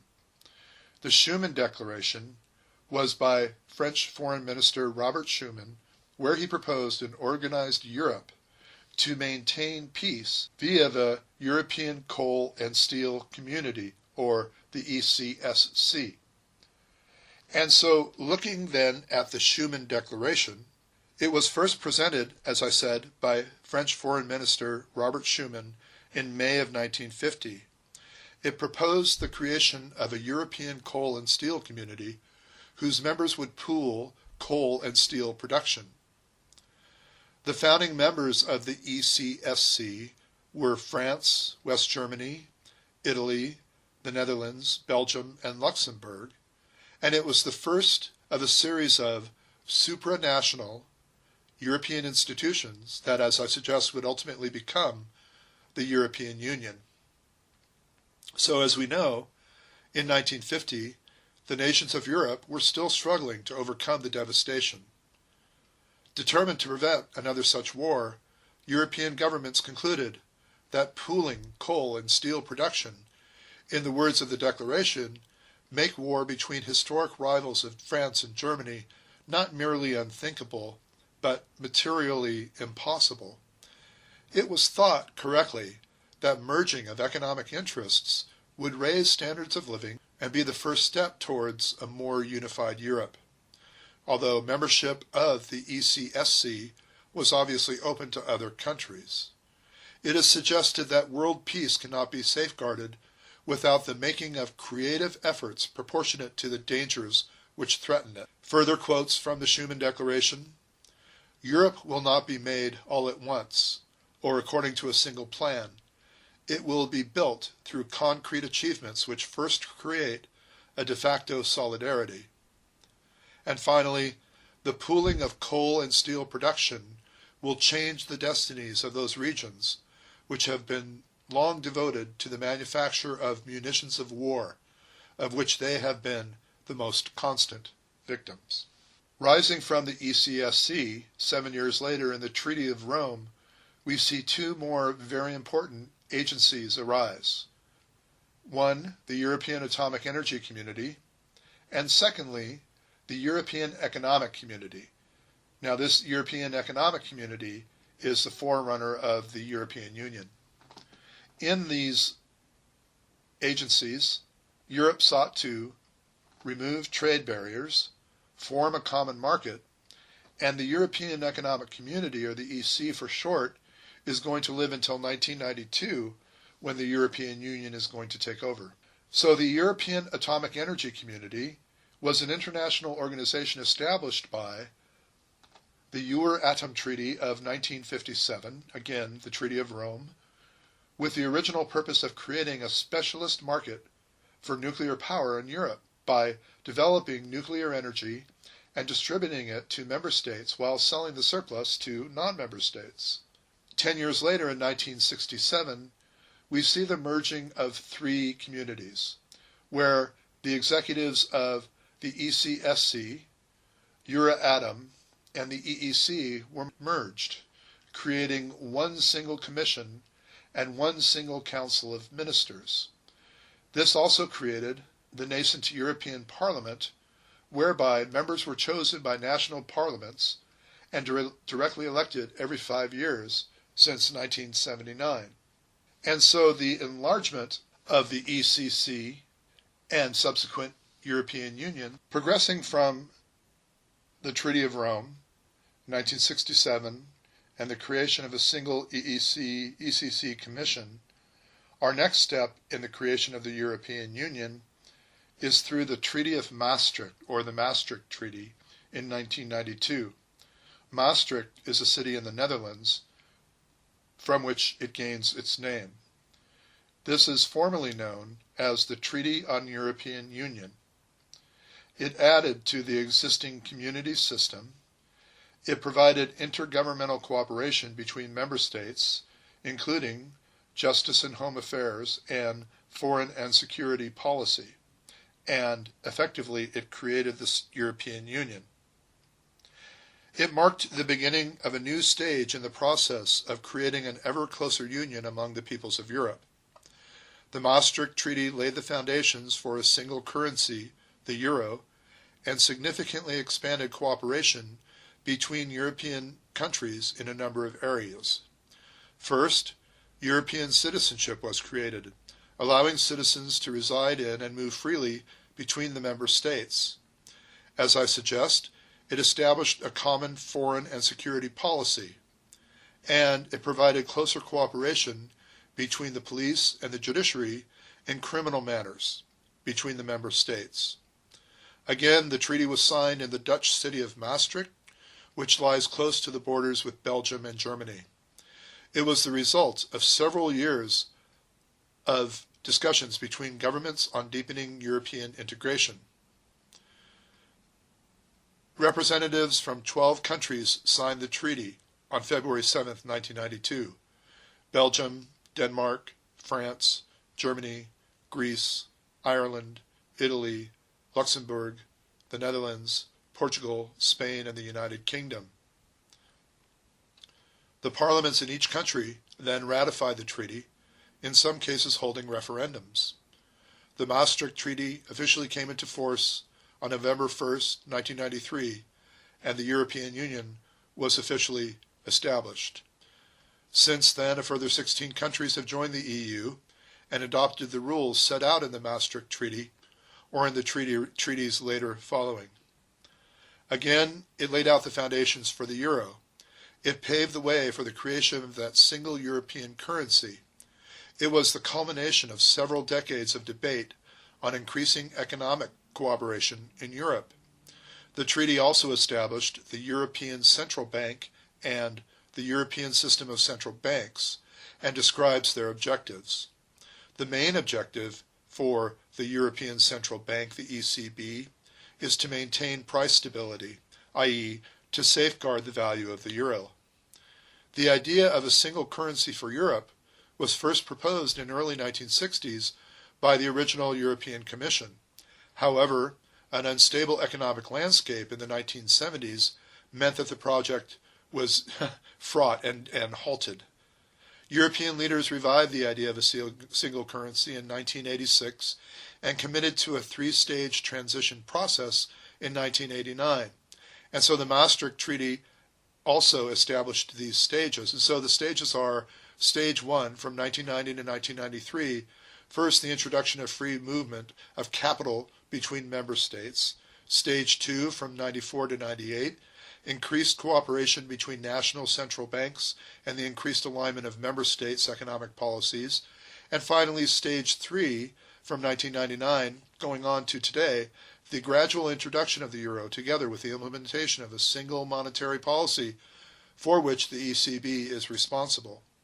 The creation of a single monetary unit and collective banking was a giant leap forward for European integration. Since signing the Maastricht Treaty, European countries have grown closer together while some policy areas, such as economic and fiscal policies, remain at the national level. European leaders have agreed on additional steps to promote further integration between the European states. The Stability and Growth Pact that was agreed to in 1997 ensures that countries followed sound budgetary policies. The European Stability Mechanism was established to provide financial assistance to euro area countries experiencing or threatened by severe financial problems, and the Single Supervisory Mechanism and the Single Resolution Board were created after the financial crisis of 2008-2009 to make the European banking system safer, as well as to increase financial integration and stability.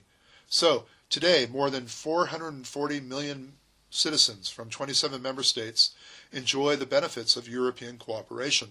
And 25 years later, after the roadmap towards the euro was agreed, the euro has become the world's second most traded currency and is part of daily life of 340 million citizens in 19 countries. According to the Treaty of Amsterdam in 1997, we find further powers given to the European Parliament in areas of immigration, civil and criminal law, and again enacting foreign and security policy. And so the EU is coming from a simple economic union now to more of a civil, criminal, foreign and security policy body. Looking at EU enlargement, there are three main criteria that countries have to meet before they are eligible to begin negotiations to join the EU, and these according to the Treaty of Amsterdam in 1997. First, the establishment of a functioning and stable democratic regime, market-oriented capitalist economy, and acceptance of the 80,000 pages of laws and regulations already on the EU's books. Why I bring this up is, if the EU then is beyond simply being an economic union and now having more powers given to the European Parliament by its member states, forcing new applicants to adhere to moral as well as economic strictures is an important evolution in the EU's balance of power vis-a-vis Russia, NATO, or the world at large. And the EU enlargement demographically has had an impact. So it has had 10 new members since 2004. Former communist countries, Poland, Hungary, Czechia or the Czech Republic, Slovakia, and Slovenia have joined. These are also erstwhile Balkan nations, former Soviet communist countries. We also have actual former Soviet republics. When the Soviet Union broke down, the Soviet Union released its former captive republics, and those former captive Soviet republics have now joined the European Union, Estonia, Latvia, and Lithuania. These three countries that rim the eastern Baltic are right up against the border of Russia. And so you have European Union members now being 3 of the 13 border states coming up against Russia. 2 other noteworthy nations have joined the EU, and their adherence to these 3 important criteria are also strategically and tactically important. They include Cyprus and Malta. Now, Malta is a little island off the tip of Italy, off the boot of Italy, and its strategic position in the Mediterranean for naval and air purposes can't be undervalued. Indeed, it was at Malta that Franklin Roosevelt and Churchill met on the way to the Potsdam Conference, ending World War II. Malta is very strategically important. But more noteworthy then is Cyprus. Now this is C-Y-P-R-U-S, not Cyprus like the tree, but Cyprus, which is an island off the southern tip of Turkey. And so this has also been hotly contested over the years. Cyprus is strategically very important for military and control of the Mediterranean. Its position just off the southern coast of Turkey and to the west of Syria and the north of Israel, as you would imagine, demographically, is tactically and strategically very important. So having Cyprus then being a member of the European Union, the importance therein can't be understated. Current European Union applicant countries include Turkey, North Macedonia, Montenegro, Albania, and Serbia. And so again, with Albania and Serbia, these are more Balkan nations that have been so important historically in the past, especially in World War I and going into World War II. Montenegro, Albania, and Serbia then all fall into that category.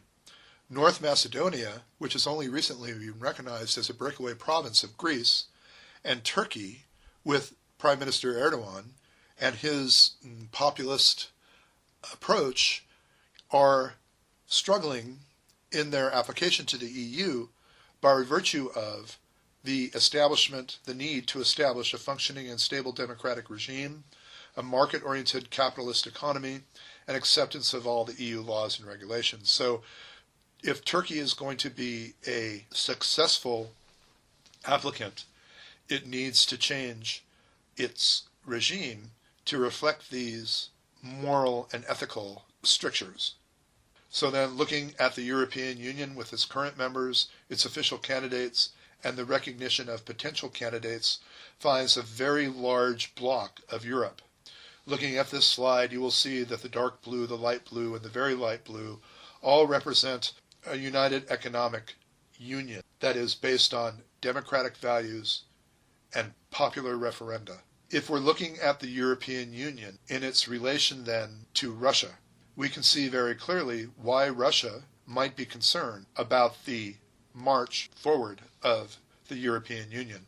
With the exception of Belarus and the Ukraine, Russia is indeed surrounded by EU countries on its western borders. As we're going to talk about, the Russian invasion of the Crimea, that little southern peninsula coming off Ukraine, is going to be a very important element in Russia's strategic juxtaposition then to the European Union.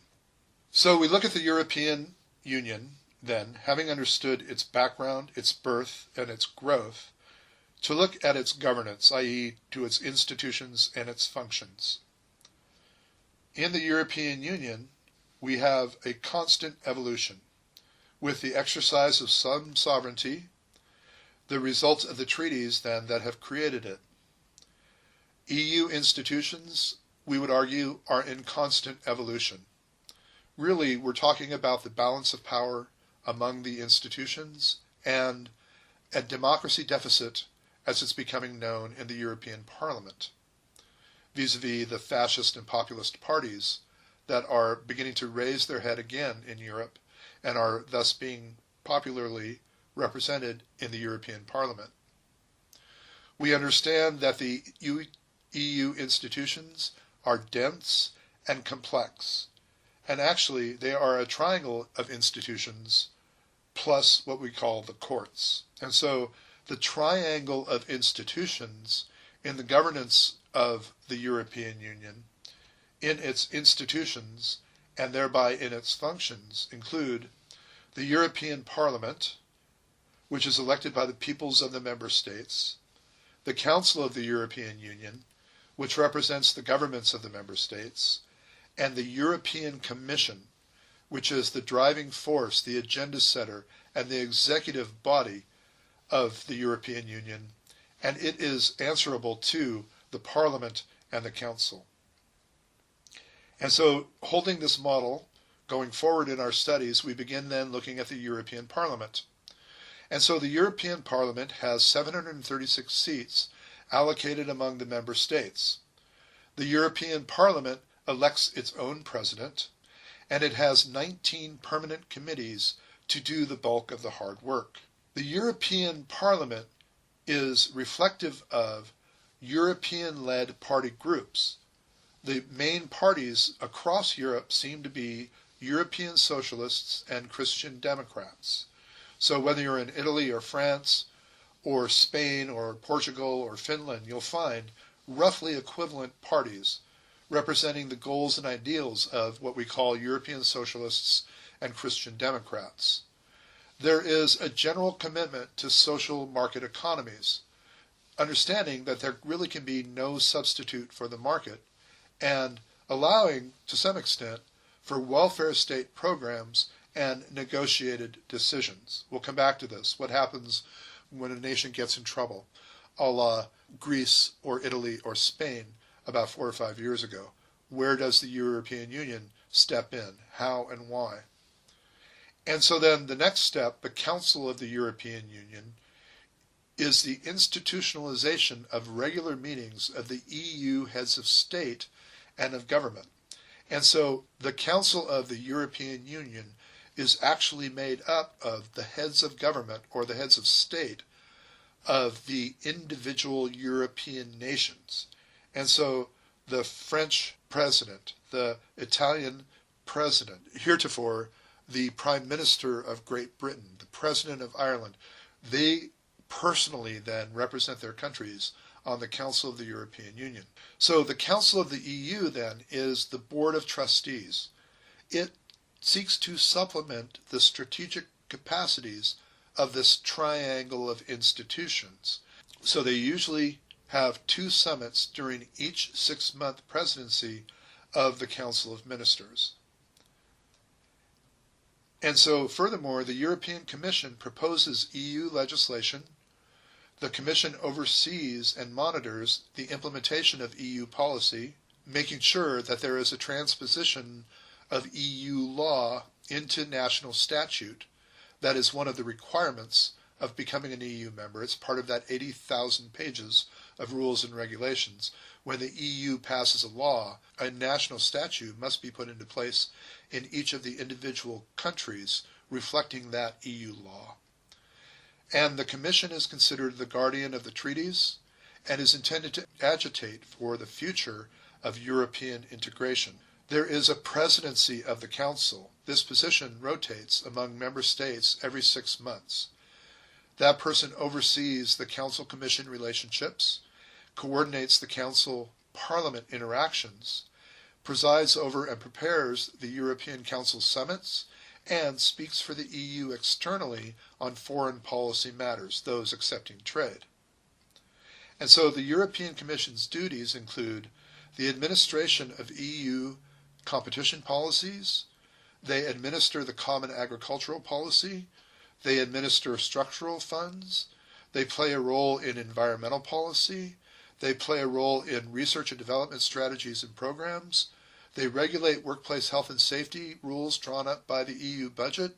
And they represent, as I suggest, the EU and their member states. Finally, then, we have the European Commission. And there are 27 members of the European Commission. So remember, our first leg of the triangle was the European Parliament. The second leg of the triangle was the European Council. The third leg is the European Commission. There are 27 European commissioners. They are appointed by the member states for 4-year terms. They are supported by 23,000 support staff who are called, almost derisively sometimes, Eurocrats. The President of the Commission is nominated by the European Council. The President and the entire Commission are approved by the European Parliament. The President assigns each Commissioner a portfolio of tasks, including competition, trade, budget, and the environment. And the European Commission initiates proposals, guards treaties, and executes policies. They consider themselves a college of equals, with broad participation in a collective debate environment. The Commission votes only when there's no consensus, and all are required to swear to be completely independent in the performance of their duties. In other words, they're not representing their home countries, Italy, England, France, Germany. They're representing the European Union, and their focus is the European Union. So they also have to swear that they neither seek nor take instructions from any government or from any other body, including the government that they represent. One former president, Sater, claimed that the Commission would do well to do less and do better. The Commission subsequently did do less, but not necessarily better. The Commission is often in conflict with the European Parliament. Indeed, the Parliament threatened to refuse the discharge of the 1996 budget coming from the European Commission, and the entire Commission resigned then collectively in protest of the Parliament's strong-handed, strong-arm approach. For leadership, the official title, President of the European Union, does not exist, but there are a number of presidents of the European Union institutions, including, as I said, the President of the European Council, the President of the European Commission, and the President of the European Parliament. There is another body, the Council of Ministers, that co-decides with the European Parliament on trade and economic matters, justice and home affairs, and foreign and security policy. It is composed of ministers empowered by member states' governments, and the presidency of this Council of Ministers is held not by a person, but by a country. So there are many different councils in practice. There is the foreign ministers, who conduct general affairs, called the General Affairs Council. There are economics and finance ministers, agricultural ministers, and a multiplicity of different councils within these main councils. In other words, there are 90 council meetings per year on average. This is a huge bureaucratic web. Another element of the European Union, then, is the European Court of Justice. There are 15 judges that sit on this panel, and they're appointed by the member state governments to 6-year terms.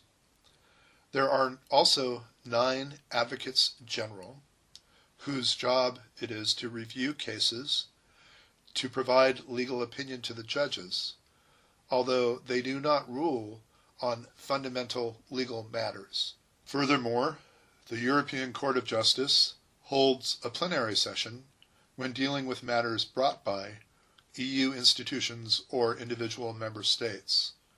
The European Court of Justice has handed down over 3,000 decisions since 1957.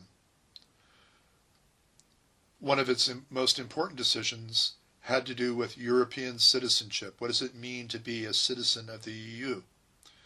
Including the right to move and to live in any of the member states, the right to vote and to be elected in some elections, the right to petition the European Parliament, and the right to be entitled to full diplomatic protections. There is an evolution of the balance of power in the European Union institutions. For example, the Council of the EU gains power, but only at the expense of the European Commission. The Council of the EU tends to pass decision-making tasks upward through European Council summits, and through bilateral agreements between member states, they're able to bypass EU institutions altogether. And so there is still a balance of power both within and without the European Union. That being said, there is a growing power and influence of the European Parliament. The members of the European Parliament, you may remember, have been directly elected by popular vote since 1979. They're no longer elected by the governments, rather, but by the people. The members of the European Parliament serve 5-year terms, and they run on national party tickets, which is to say that the populist and nationalist resurgence in Europe over the last 10 years has begun to be reflected in the European Parliament. We will touch upon this a little further as we continue in our studies today. So again, the European Court of Justice was created in the ECSC Treaty of 1957. We remember that it sits in Luxembourg and not in Brussels. It establishes the primacy of European law by virtue of the Maastricht Treaty, and it is a major international actor in the recognition that European law is superior to and supersedes the law of the member states. There is also, as I suggested, a European Central Bank. The European Central Bank sits atop a system of European central banks. It is responsible for monetary policy, and it manages the euro. When you think of the central bank, think of the Fed in the United States. The ECB has complete autonomy in the monetary sphere and then indirectly decides effectively on economic policy. A couple of other interesting EU institutions include the European Economic and Social Committee. This expresses the opinions of organized civil society on economic and social issues, and the Committee of the Regions, which expresses the opinions of regional and local authorities. And so when I kept talking about the Balkans, when I kept talking about the former Soviet bloc countries, when I talk about the original ESC countries, these are all considered regions. And so those regions have representation through the Committee of the Regions, but also local authorities, so subnational authorities in France or in Italy or in Germany. There is a Court of Auditors that control the sound and lawful management of the EU budget. There is a European Investment Bank, which helps achieve EU objectives by financing investment projects. Understanding now a little bit more about the history and the origins of the European Union and its purposes for existing, as well as its institutions, its governing bodies, and the instruments that serve it, we understand too that there are challenges to the European Union, specifically decision-making challenges. As promised, coming back to the popular representation in the Parliament, that the members of Parliament are now elected popularly, which means that all the voters within a country, within a nation, vote for its European parliamentarian. The European Parliament is now beginning to reflect populism and nationalism, especially in relation to migration and refugees. Without going into great detail, understanding that the student listening to this might want to go out and explore this a little bit on their own, I would encourage you to do a little reading on Viktor Orban, the leader of Hungary, whose populist and nationalist rhetoric is now being reflected in the Hungarian delegation to the European Parliament. Although she's recanted, Marine Le Pen, the representative of the National Front Party in France, sought to start the conversation of a Frexit, or, like the Brexit, the French exit from the European Union. Again, she was a populist and a nationalist, and so her axe to grind was the impact of migration and refugees on France, eliciting a populist nationalistic response reflected in her call for a Frexit. We have populism and nationalism rearing again from Greece, with the possibility of Turkey coming into the EU, and anybody who's familiar with world history knows that Greece and Turkey have not always gotten along well. Turkey is further hampered in its application to EU membership by the way it's treating the refugees migrating into Turkey from Syria. We also have problems with Italy, with Matteo Salvini and his reaction to migration and refugees in Italy from Libya, and the populist nationalist response from their viewpoint, again, is being echoed in the European Parliament. This populist right-wing presence in Parliament is known as the European Alliance of Peoples and Nations, and includes members of Parliament from Germany, from France, from Austria, from Italy. It had been true from England, from Britain, from Flanders, which is a region of Belgium, and from Greece. And we're going to think as well as North Macedonia when and if that comes in. Populism and nationalism, especially with a view to migration and refugees, is nothing new. Citing her book, The Essentials of International Relations, by Karen Minkst, we find that even before the process was completed, the Maastricht Treaty committed themselves not only to an economic union, but also to a political one, including the establishment of foreign and defense policies, the single currency, and the regional bank. The increased power of the EU, then, has not been without its opponents. After the Maastricht Treaty, for example, the United Kingdom had opted out of the monetary union and some of the social commitments. The Danish public rejected the treaty the first time, reversing itself a year later. The French electorate approved it only by a slim margin.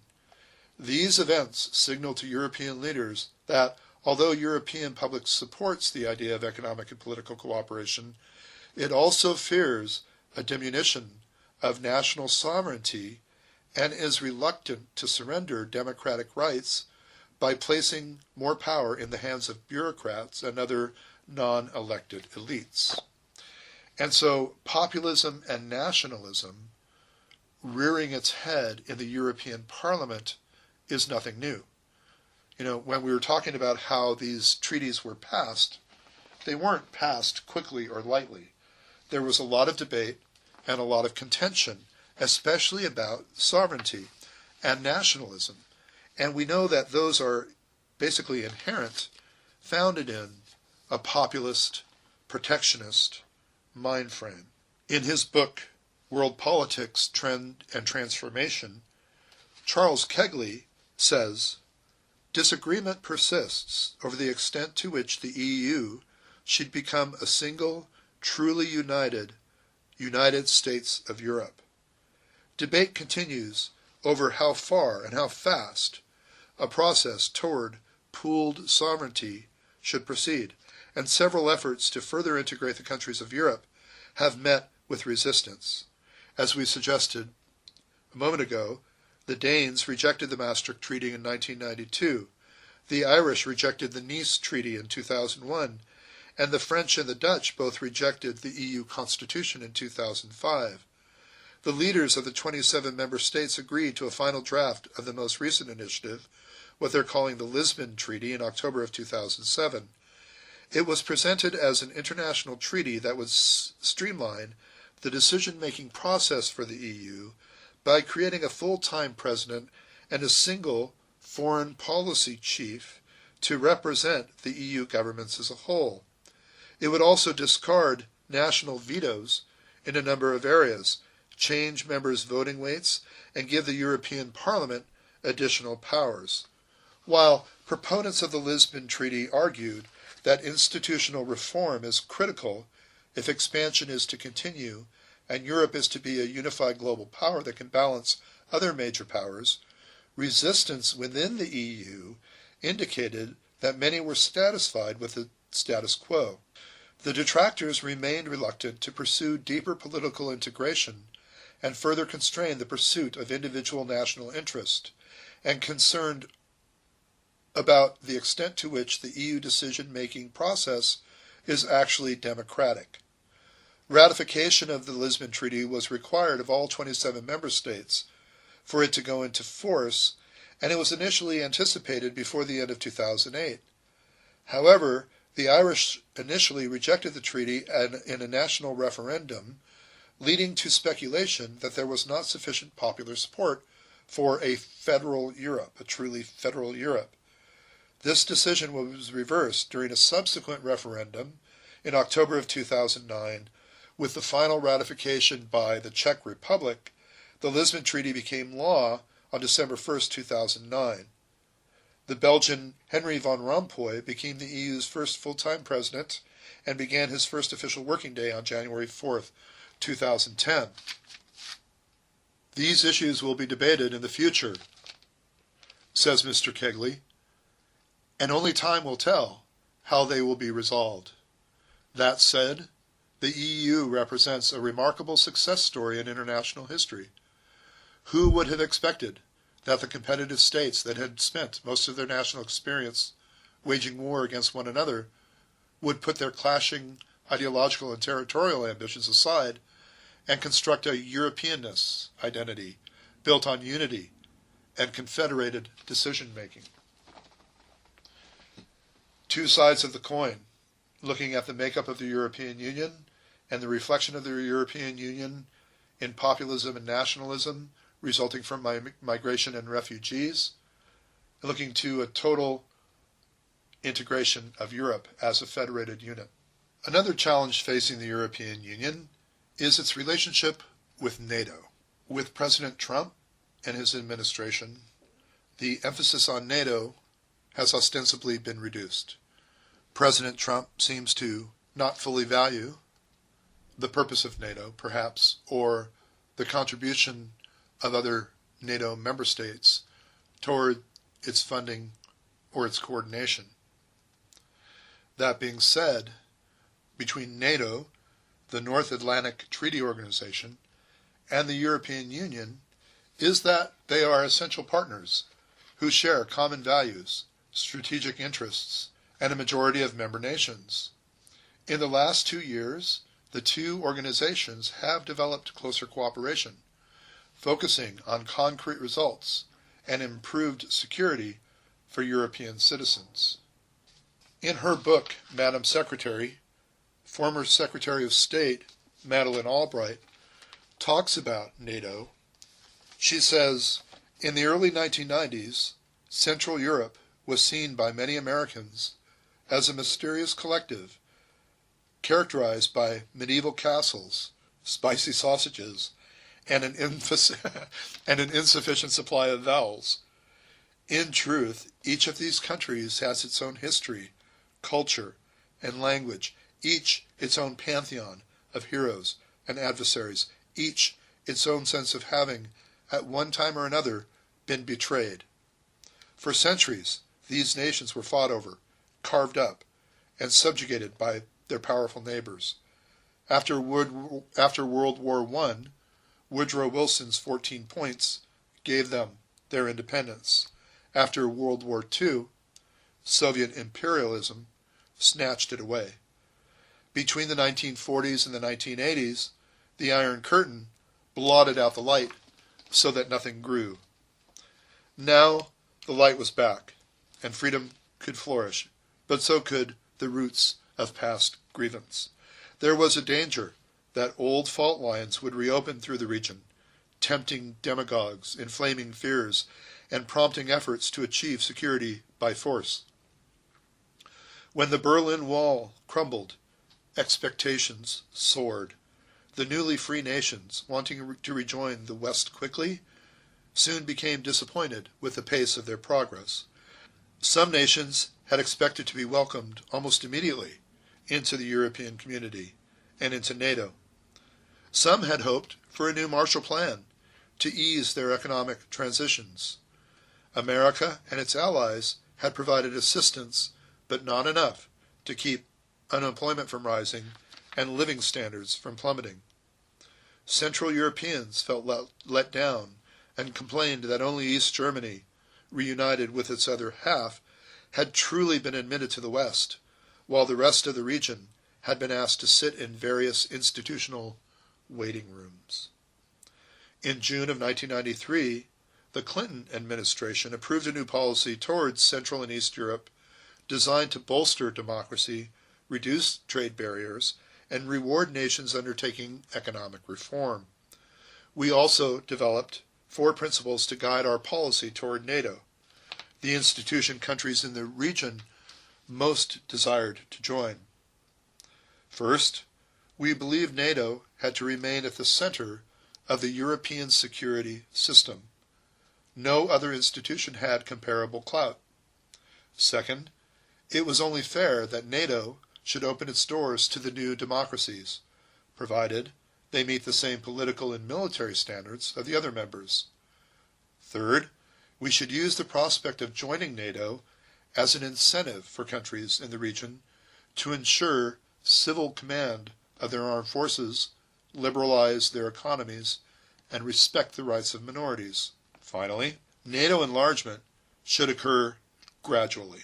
The new democracies wouldn't be prepared to meet alliance responsibilities overnight, and not all would make progress at the same pace.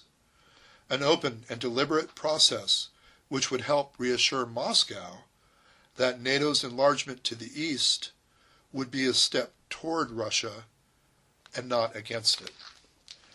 And so, as I mentioned, the reason for this comparison and including NATO in our conversation about the European Union is international security. And if we're looking at Russia and its standing on the world stage, understanding Vladimir Putin's disdain of blocs, well, Mr. Putin has two blocs on its doorstep, the European Union and NATO, both of which Moscow, Russia, is excluded from.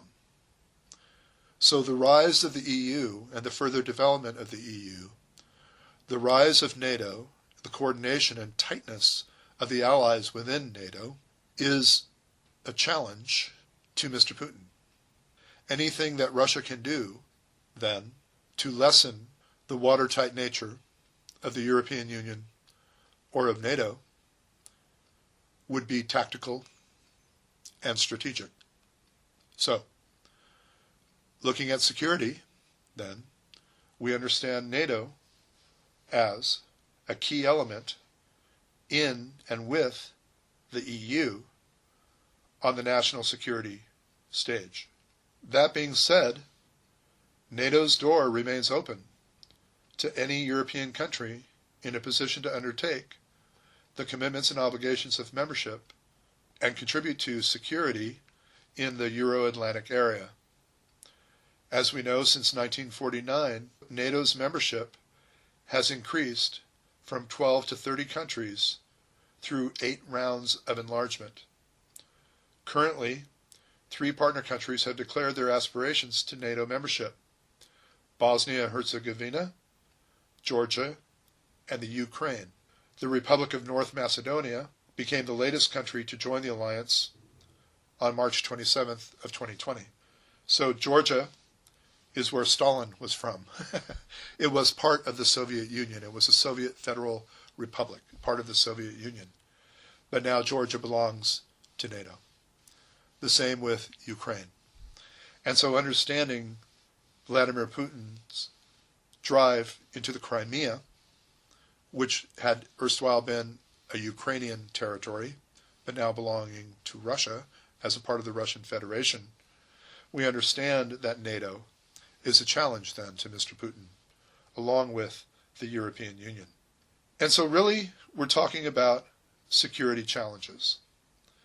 These security challenges, then, can be further described by looking at the relationship between Russia and the EU, China and the EU, well, indeed, the United States, under President Trump and his administration, and the EU, as roughly security challenges.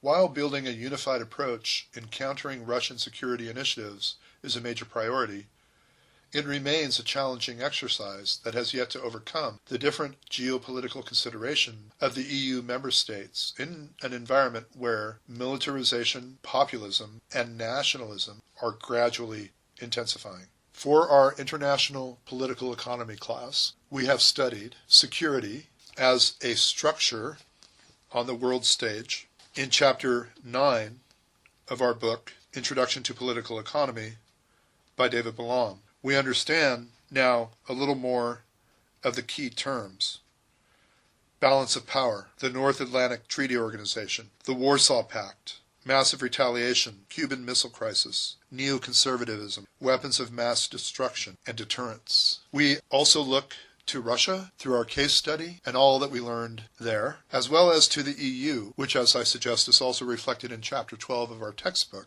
and the EU's interrelatedness to Russia and to NATO. Our next job, then, in our study of international political economy will be to go a little bit further in studying and in research of a global strategy for the European Union and Russia. In other words, seeking effective foreign and security policies while balancing divergent member states' interests. Continuing then our study, I cite the CGSRS in its work, The EU's Global Strategy and Russia, Seeking Effective Foreign and Security Policies while balancing divergent member states' interest. Dated September 5th of 2016. Executive Summary. Last month, the European Union's High Representative for Foreign Affairs and Security Policy officially released the global strategy for the EU's foreign and security policy. The document, which aims at understanding the EU's environment, presents a revised comprehensive foreign and security policy for a stronger and more efficient Union. It particularly recalls the numerous threats pending on the European security order in Eastern Europe, for which it voices a consistent and united approach toward Russia. While building a united approach in countering Russian security initiatives is a major priority, it remains a challenging exercise that is yet to overcome the different geopolitical considerations of its member states in an environment where militarization gradually intensifies. A threatened European security order in Eastern Europe is how the recent global strategy for the EU's foreign and security policy assesses the result of the Crimea conflict in Ukraine. In a clear consensus, the European Commission, the European Parliament, and the EU member states and major local think tanks all recognized the active nature of this threat and reminded how a consistent and united approach must remain the cornerstone of EU policy toward Russia. Since the recognition of the armed Russian aggression on Ukrainian soil by the European Council in 2014, and the imposition of sanctions including, but not limited to, asset freezes and travel bans, Russia has increasingly become a primary subject of defiance and concern within the EU. Although initial sanctions have not induced major divisions within the EU, their subsequent extensions have. The fundamental point of contention in the EU's approach toward Russia is that some European member states have long considered Russia to be a threat, given their identity and antagonistic historical past with the Soviet Union, while other European member states do not share this vision. Poland and the Baltic states are the primary carriers of the adversarial view which, after the conflict in Ukraine, emerged as a dominant view within the EU leadership in Brussels. Some European member states, however, have either espoused a close strategic partnership with Russia in the recent past, or have expressed annoyance toward the Baltic states' noise, especially prior to the Ukrainian conflict. These divisions seem to have subdued in 2014 with the initial approval to implement sanctions against Russia. However, given different geopolitical and national aspirations of different EU member states, divisions are often resurfacing and might intensify as the security dilemma between the EU and Russia intensifies. In light of these divisions, what is particularly striking, although expected, is the need of the EU to enhance its hard power capabilities vis-à-vis Russia, reflecting long-held realist perceptions of the Baltic states toward Russia. The EU framework, in its essence, thus reflects a very realist geopolitical orientation of the EU, despite its past liberalist desires. Liberal desires in the past have only established a set of expectations from Russia that were never fulfilled, such as that democracy or close economic ties would lead to a sustainable peace in the long run, given the assumption that a democratic Russia would abandon its regional ambitions. However, such expectations could not overcome essential geopolitical and security concerns of both Poland and the Baltic states on the one hand, and Russia on the other. The fundamental point of contention in the EU's approach toward Russia is that some European member states have long considered Russia to be a threat. Inevitably, espousing geopolitical understanding of EU-Russia bilateral relations would be defining spheres of influence between major powers.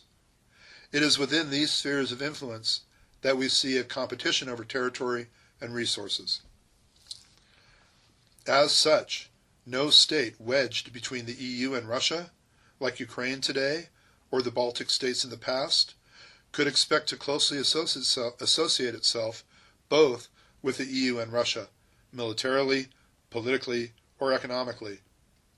The EU now officially recognizes and espouses the view that boundaries are inherently contestable. However, the main question that needs to be asked is, how successfully can the EU carry out its realist focus on hard power, given its internal divisions regarding Russia? A geopolitical analysis of the two groups, the adversarial and the Russia-friendly blocs, suggests that the EU must tread a fine line to create internal unity, which will be increasingly more difficult to do as security dilemmas of both Russia and the EU intensify.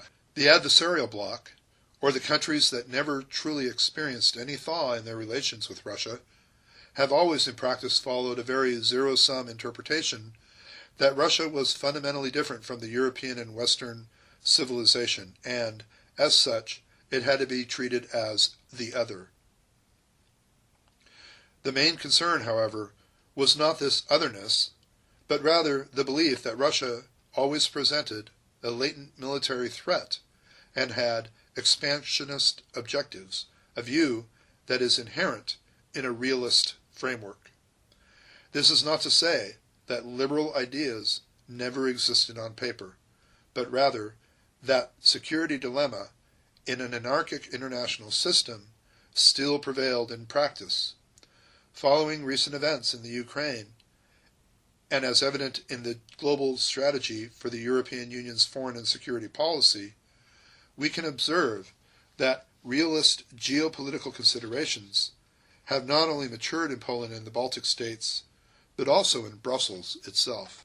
Geopolitical tradition and a realist point of view in Poland and the Baltic states can be seen in the recent statement of the Polish Minister of Foreign Affairs, who recently stated that Poland will seek further NATO support if Russia continues to escalate tension. He deems that a recent NATO decision to deploy 4 reinforced multinational battalions in the Baltic states and Poland is an important step forward to enhance its national security. This is, after all, the first forward NATO deployment on European soil since the end of the Cold War. The former Polish foreign minister also stated that recent adoptions will restore some of the vast military imbalance. Part of the solution to this imbalance is also the placement of an anti-ballistic missile shield in the north of the country. While justified in defensive terms, these recent actions do not negate the argument that the Russian Empire can only be dismantled by taking the Ukraine out of its sphere of influence. As such, the competitive nature of the hard power military buildup and zero-sum realist calculations are inherent both in the eyes of Poland, the Baltic states, and Russia. Views from Ukraine and their resonance across Eastern Europe only reinforce aforementioned views. Ukraine, more than the Baltic states or Poland, has a good reason to be concerned about Russia's intentions.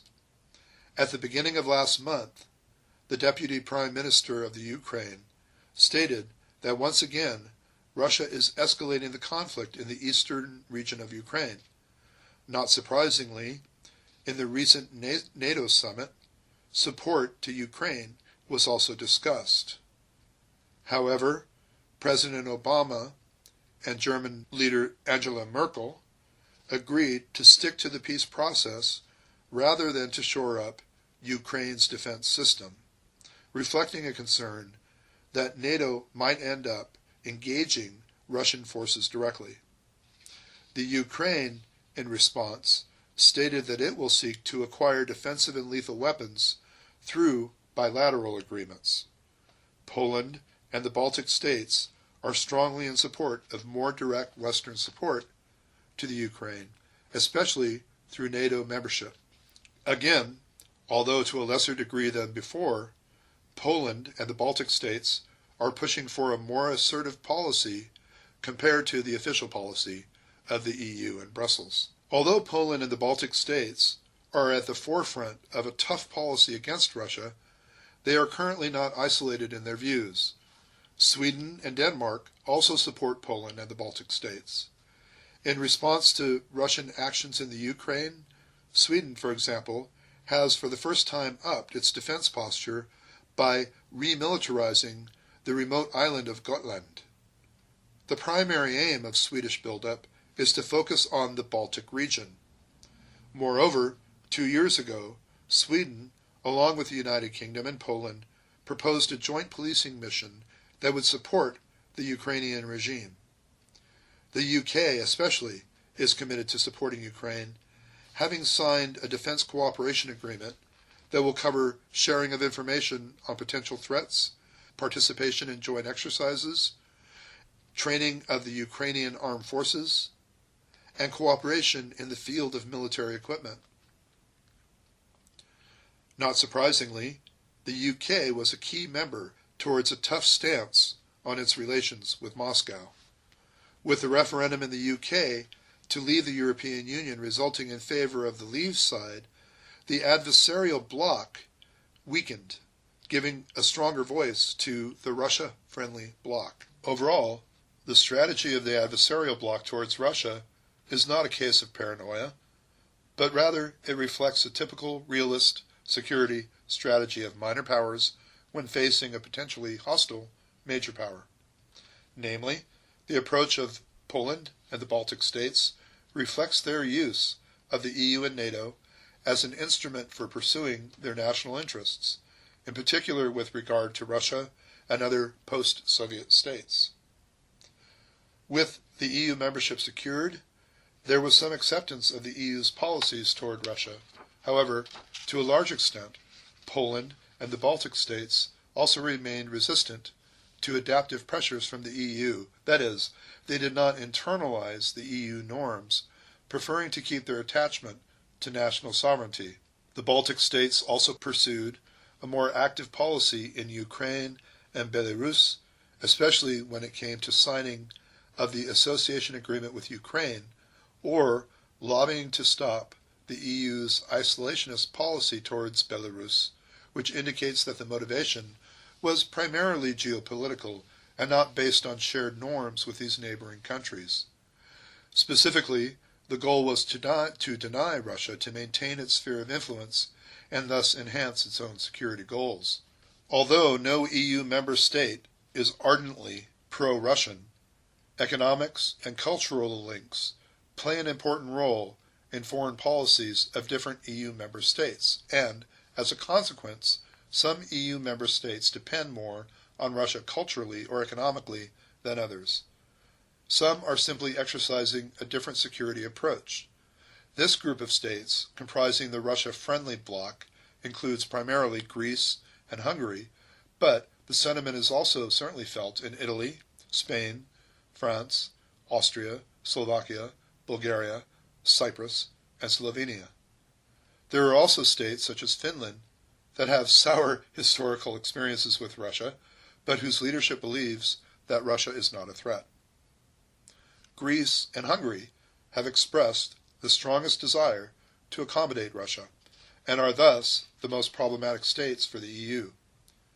Greece has recently flirted with Russia on several occasions. The BBC, for instance, last year published a piece indicating that the EU could lose Greece to Russia given Greece's financial troubles and Russia's increased investment in Greece. The investment in Greece's energy is particularly important for Moscow, given the potential to establish a gas network crossing the Balkans and Western Europe through Greece. Tourism should also not be neglected, with Greece being a top destination for Russian tourists.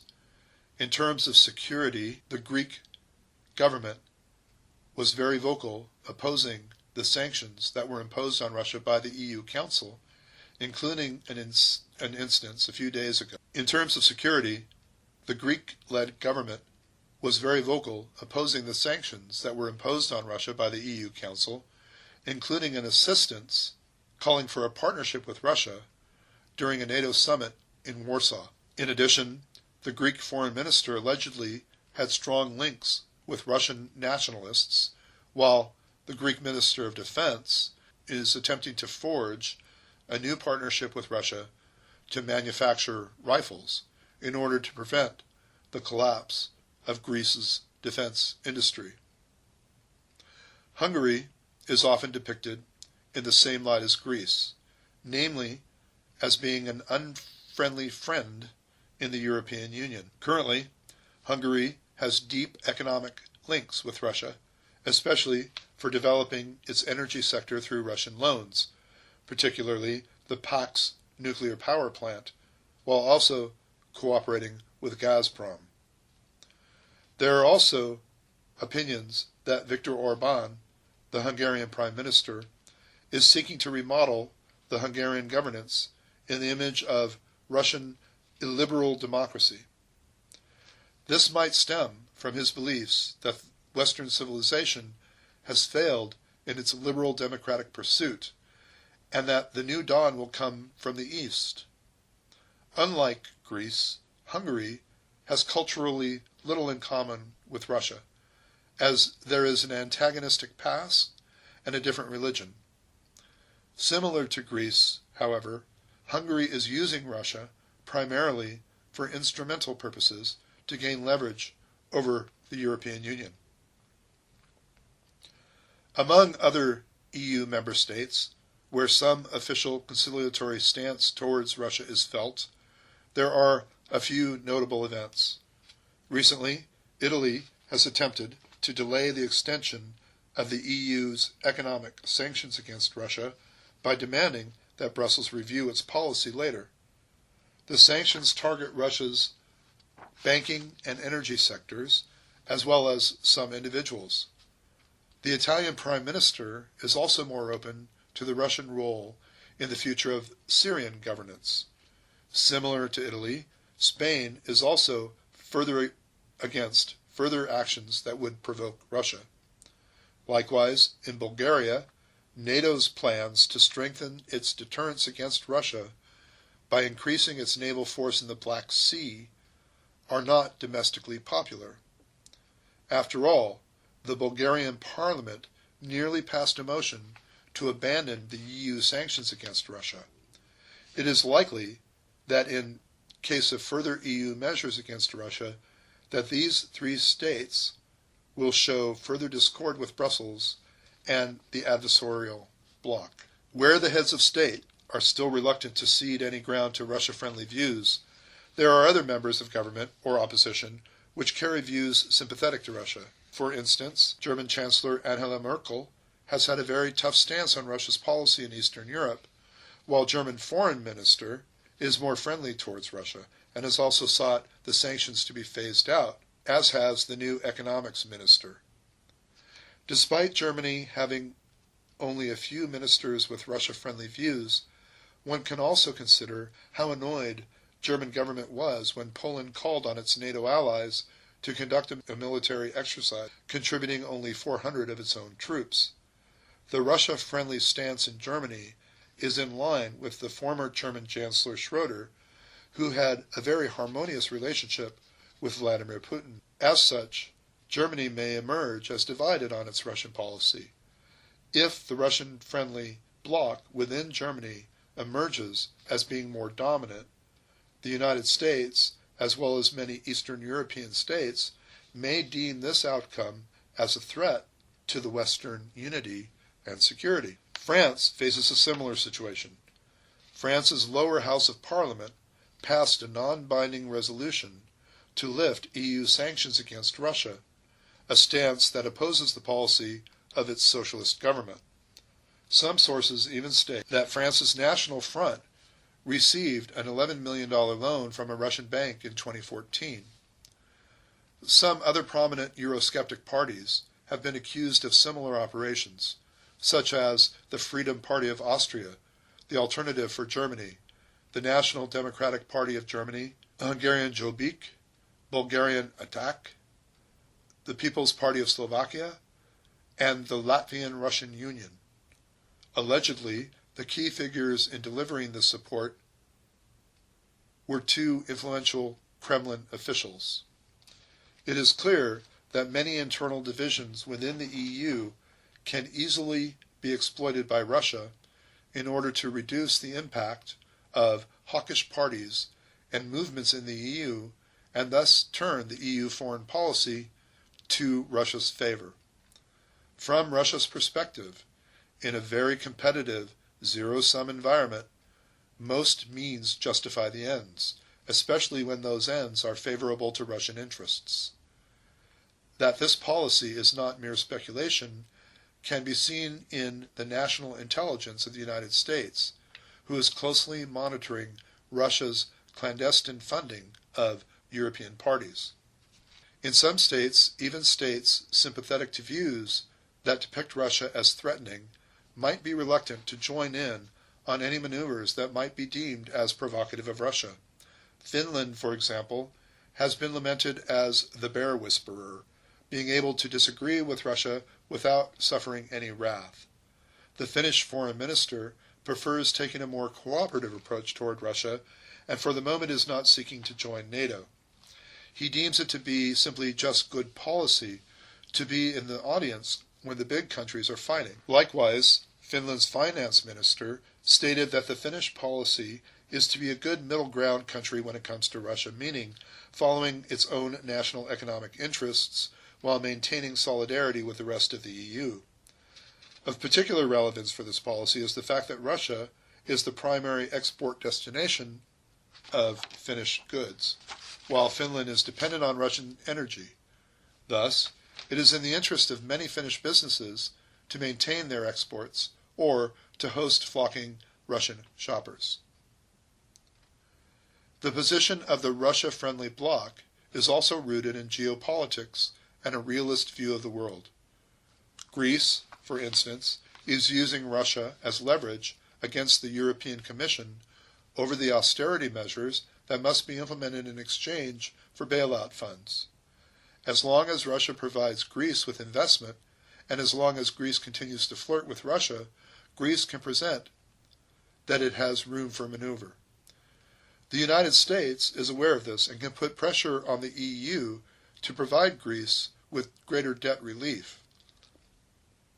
The Greek position thus places the European Commission in a competitive framework, not a liberal one as Greece is primarily concerned with in its own national interests. Similar reasoning applies to Hungary, whose posture is Eurosceptic only insofar as it can use Russia to gain independence from Brussels. Other states are fearful that growing tensions between the EU and Russia will be domestically unpopular, hurt their economy, or undermine their national security. The analysis of the two blocs reveals their unique geopolitical posturing and desires to advance own national interests through lobbying in Brussels. As such, official EU-Russia relations, as well as relations between various European states and Russia, have rarely been stable, fluctuating due to dynamic geopolitical processes that have engulfed the two blocs. Still, the recent official policy of Brussels towards Moscow tended to find a middle ground that would be inclusive of all EU member states. The EU, after all, is still largely a coalition of nation-states. However, inclusivity meant that the EU foreign policy was never decisive, and as such, boundaries remained ambiguous. In the early 1990s, while intergovernmental in nature, the official policy of Brussels toward Moscow was initially one with a desire, perhaps even an expectation, to see democratic development in Russia. After all, similar expectations helped transform other Central and Eastern European states. However, such a desire toward Moscow was only superficial and piecemeal.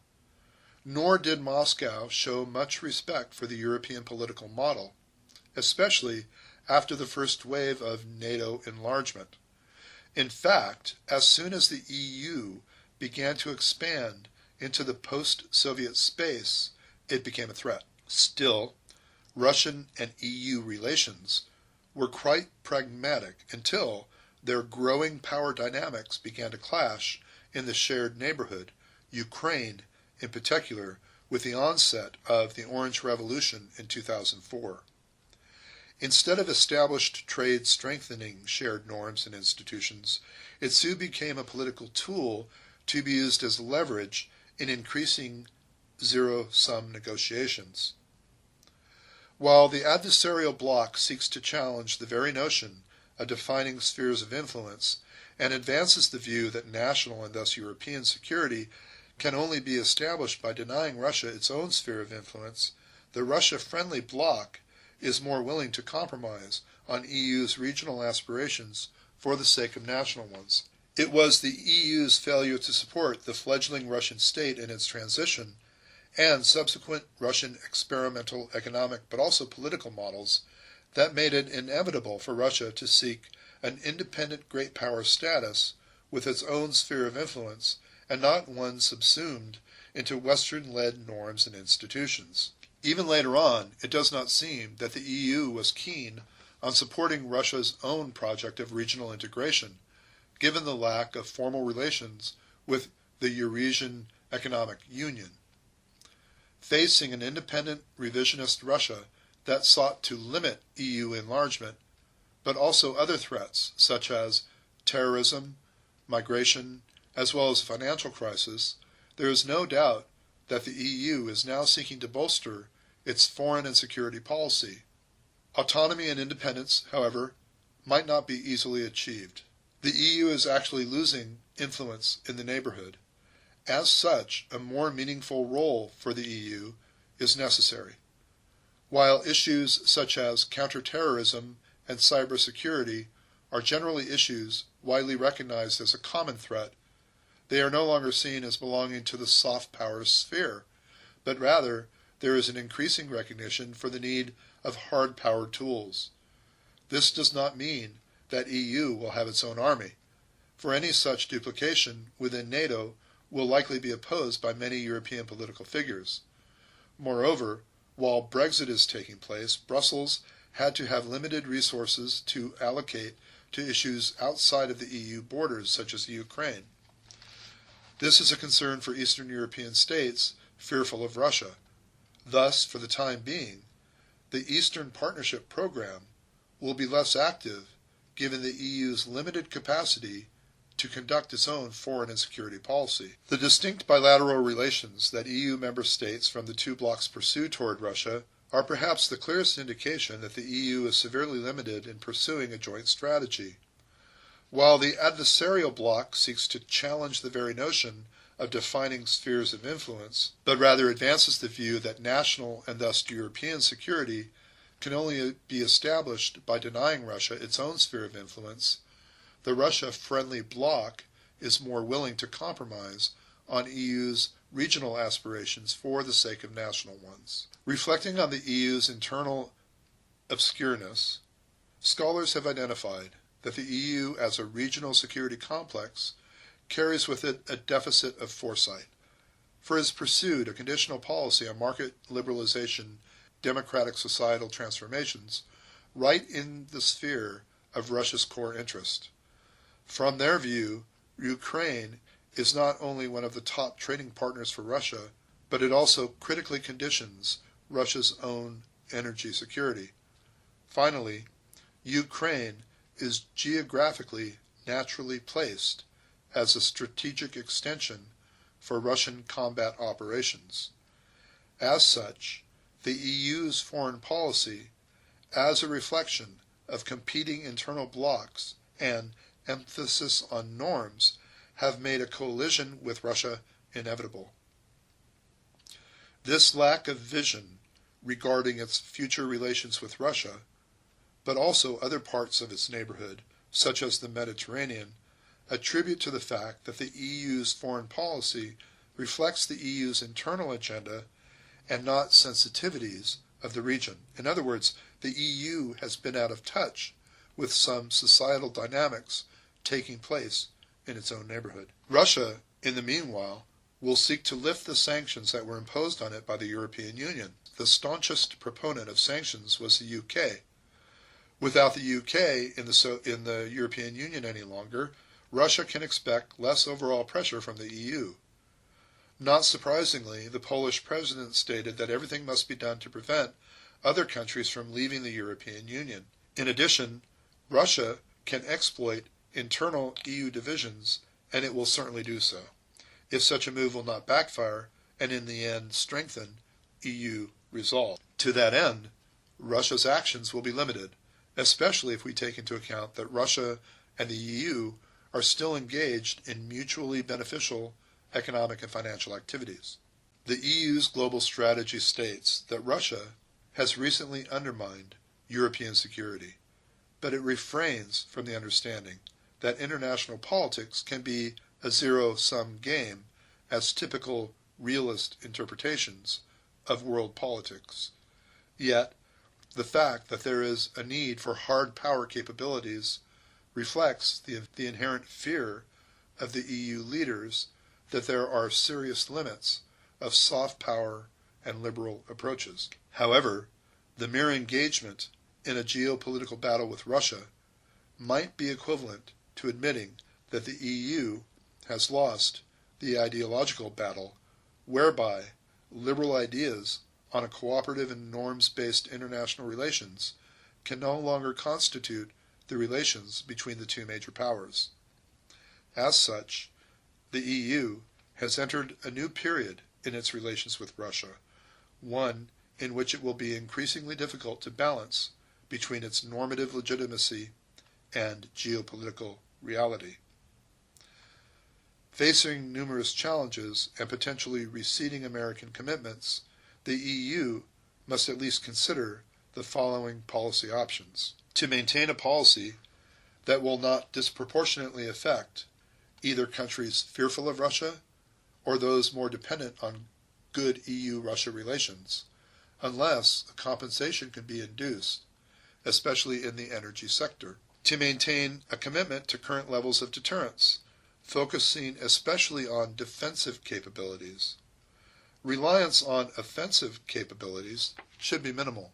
To follow a realist policy of defining its own boundaries, sphere of influence, commit to them unequivocally, while also respecting the need for a clearly defined buffer zone. To seek out confidence-building measures pertaining to the European theater that will reduce the risk of war, such as arms control agreements. To establish formal relations with the Eurasian Economic Union, thereby giving some legitimacy to Russia's core sphere of influence. To prioritize issues of terrorism, migration, and financial risks before addressing other security issues. To propose to lift sanctions imposed on Russia in the near future, even if the conflict in Ukraine remains frozen. To encourage the Russian elites to continue to invest and emulate Western standards and models. To diversify its own energy supply sources while remaining open to Russian investment that will not be conditioned on shared governance norms. Alternatively, push back the Russian influence in the European neighborhood by giving an alternative choice to Russia-friendly EU member states, as well as by significantly stepping up military commitments, in other words, to be ready to go to war.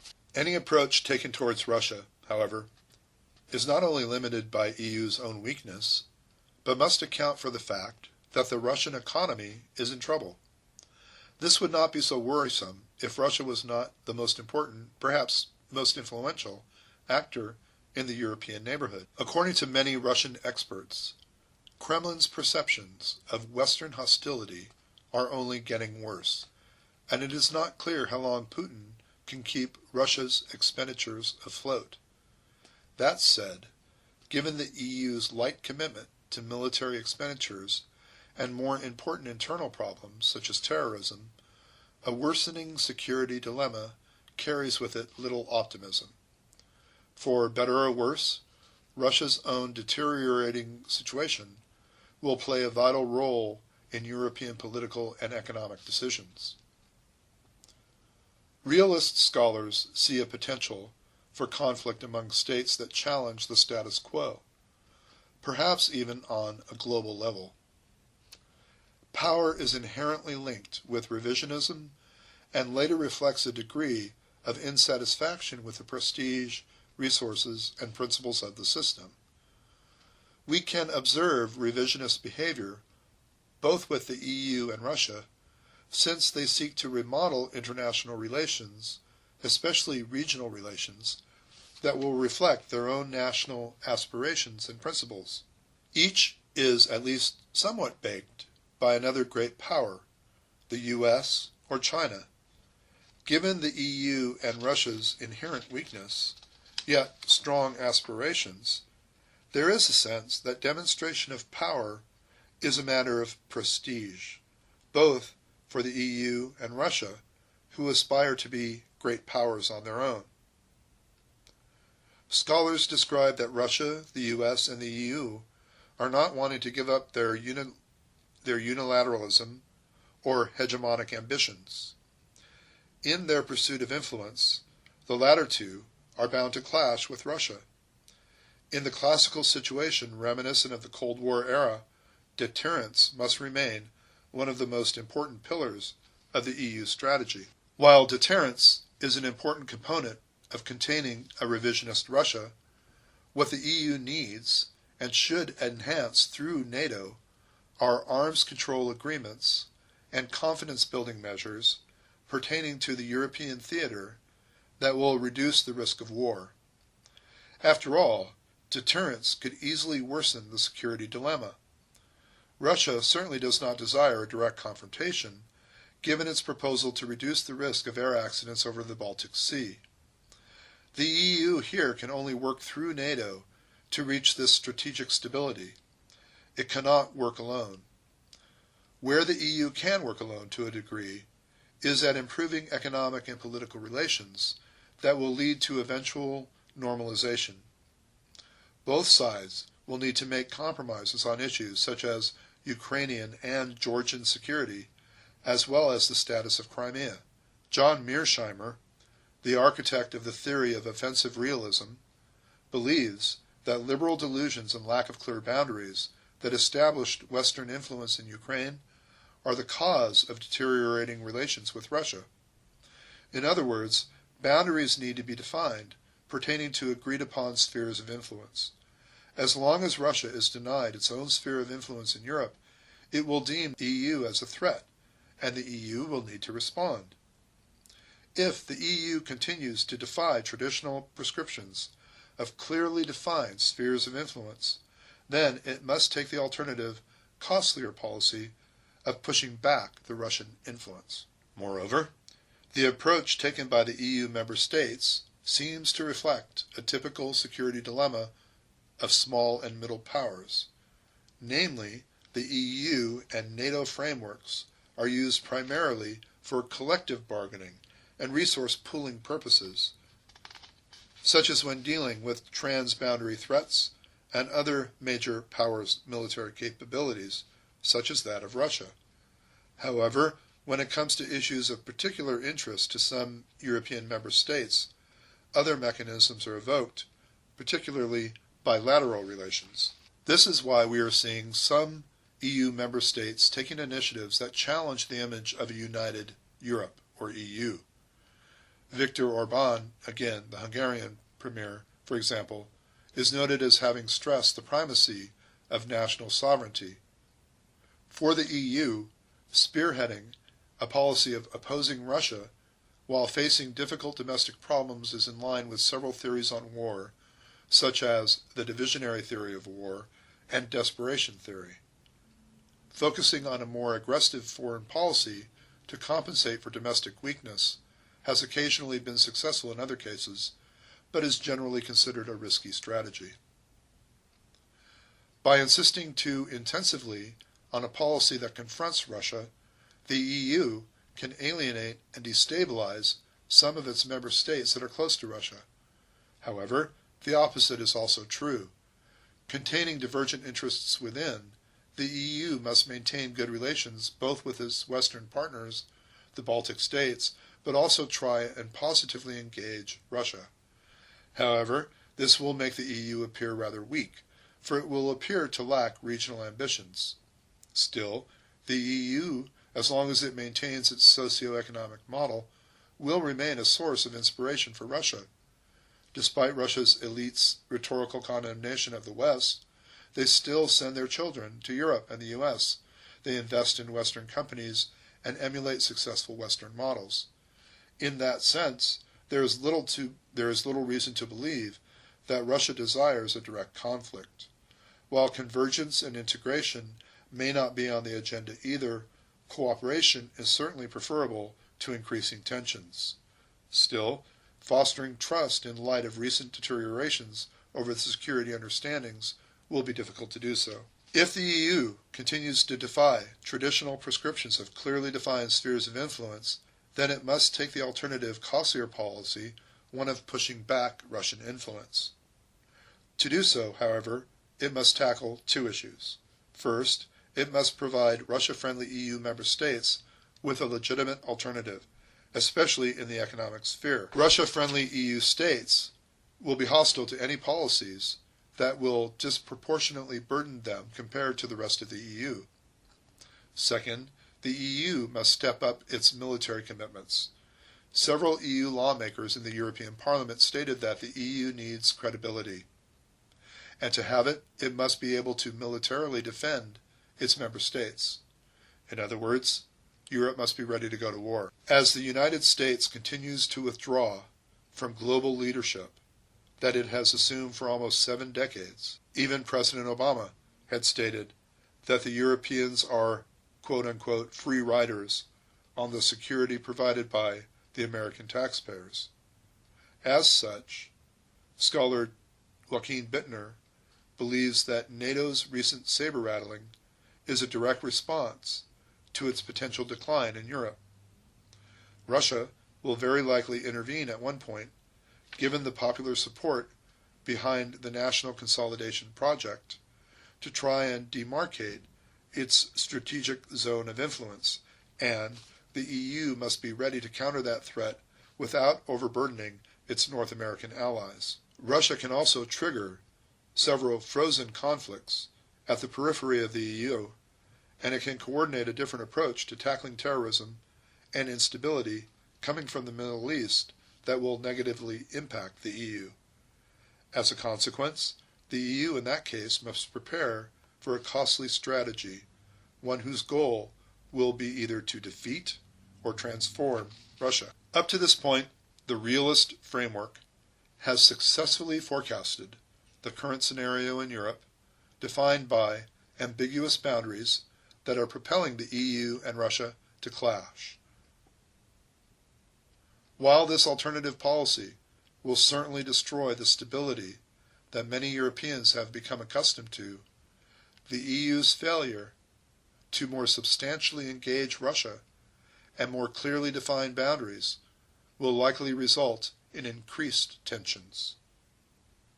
As such, Alexei Gromyko's 2013 proposal to have a harmonious mechanism to solve the old world's common external and internal problems will likely remain on the back burner. Although some may expect Russia to be the one that will better define boundaries, it has historically been Europe that has set the terms with regards to Russia's legitimate place on the old continent. Thus concludes the CGSRS's EU's global strategy and Russia, seeking effective foreign and security policies while balancing divergent member states' interests. At the heart of the security issues between Russia and the European Union. So again, this lecture develops those elements described in Chapter 9 of our textbook, A Level of Analysis in Security, International Security, and Economics, in Introduction to International Political Economy by David Balam. It also draws from Chapter 12 on the European Union. Our seminar question then, is understanding what you now know of Russia and of the European Union. Please discuss what you perceive to be some of the outstanding security challenges facing their relationship in the next 20 years. Oh my goodness, that is a huge question. This has been a long lecture. Thank you for your forbearance. Thank you for your patience and your time. Hopefully we've done a good job of giving you the background of Russia and of the European Union and of NATO, the economic, political, cultural, and societal aspects. We've looked at experts in the field. We've heard from former secretaries of state. We've heard from political scientists and sociologists. We've heard from Winston Churchill and Harry Truman. We've done a great deal of study. Now it's on you. Again, understanding what you now know of Russia and of the European Union, please discuss what you believe to be some of the outstanding security challenges facing their relationship in the next 20 years. Thank you. This is Mike Corelli, International Political Economy online course. Be well.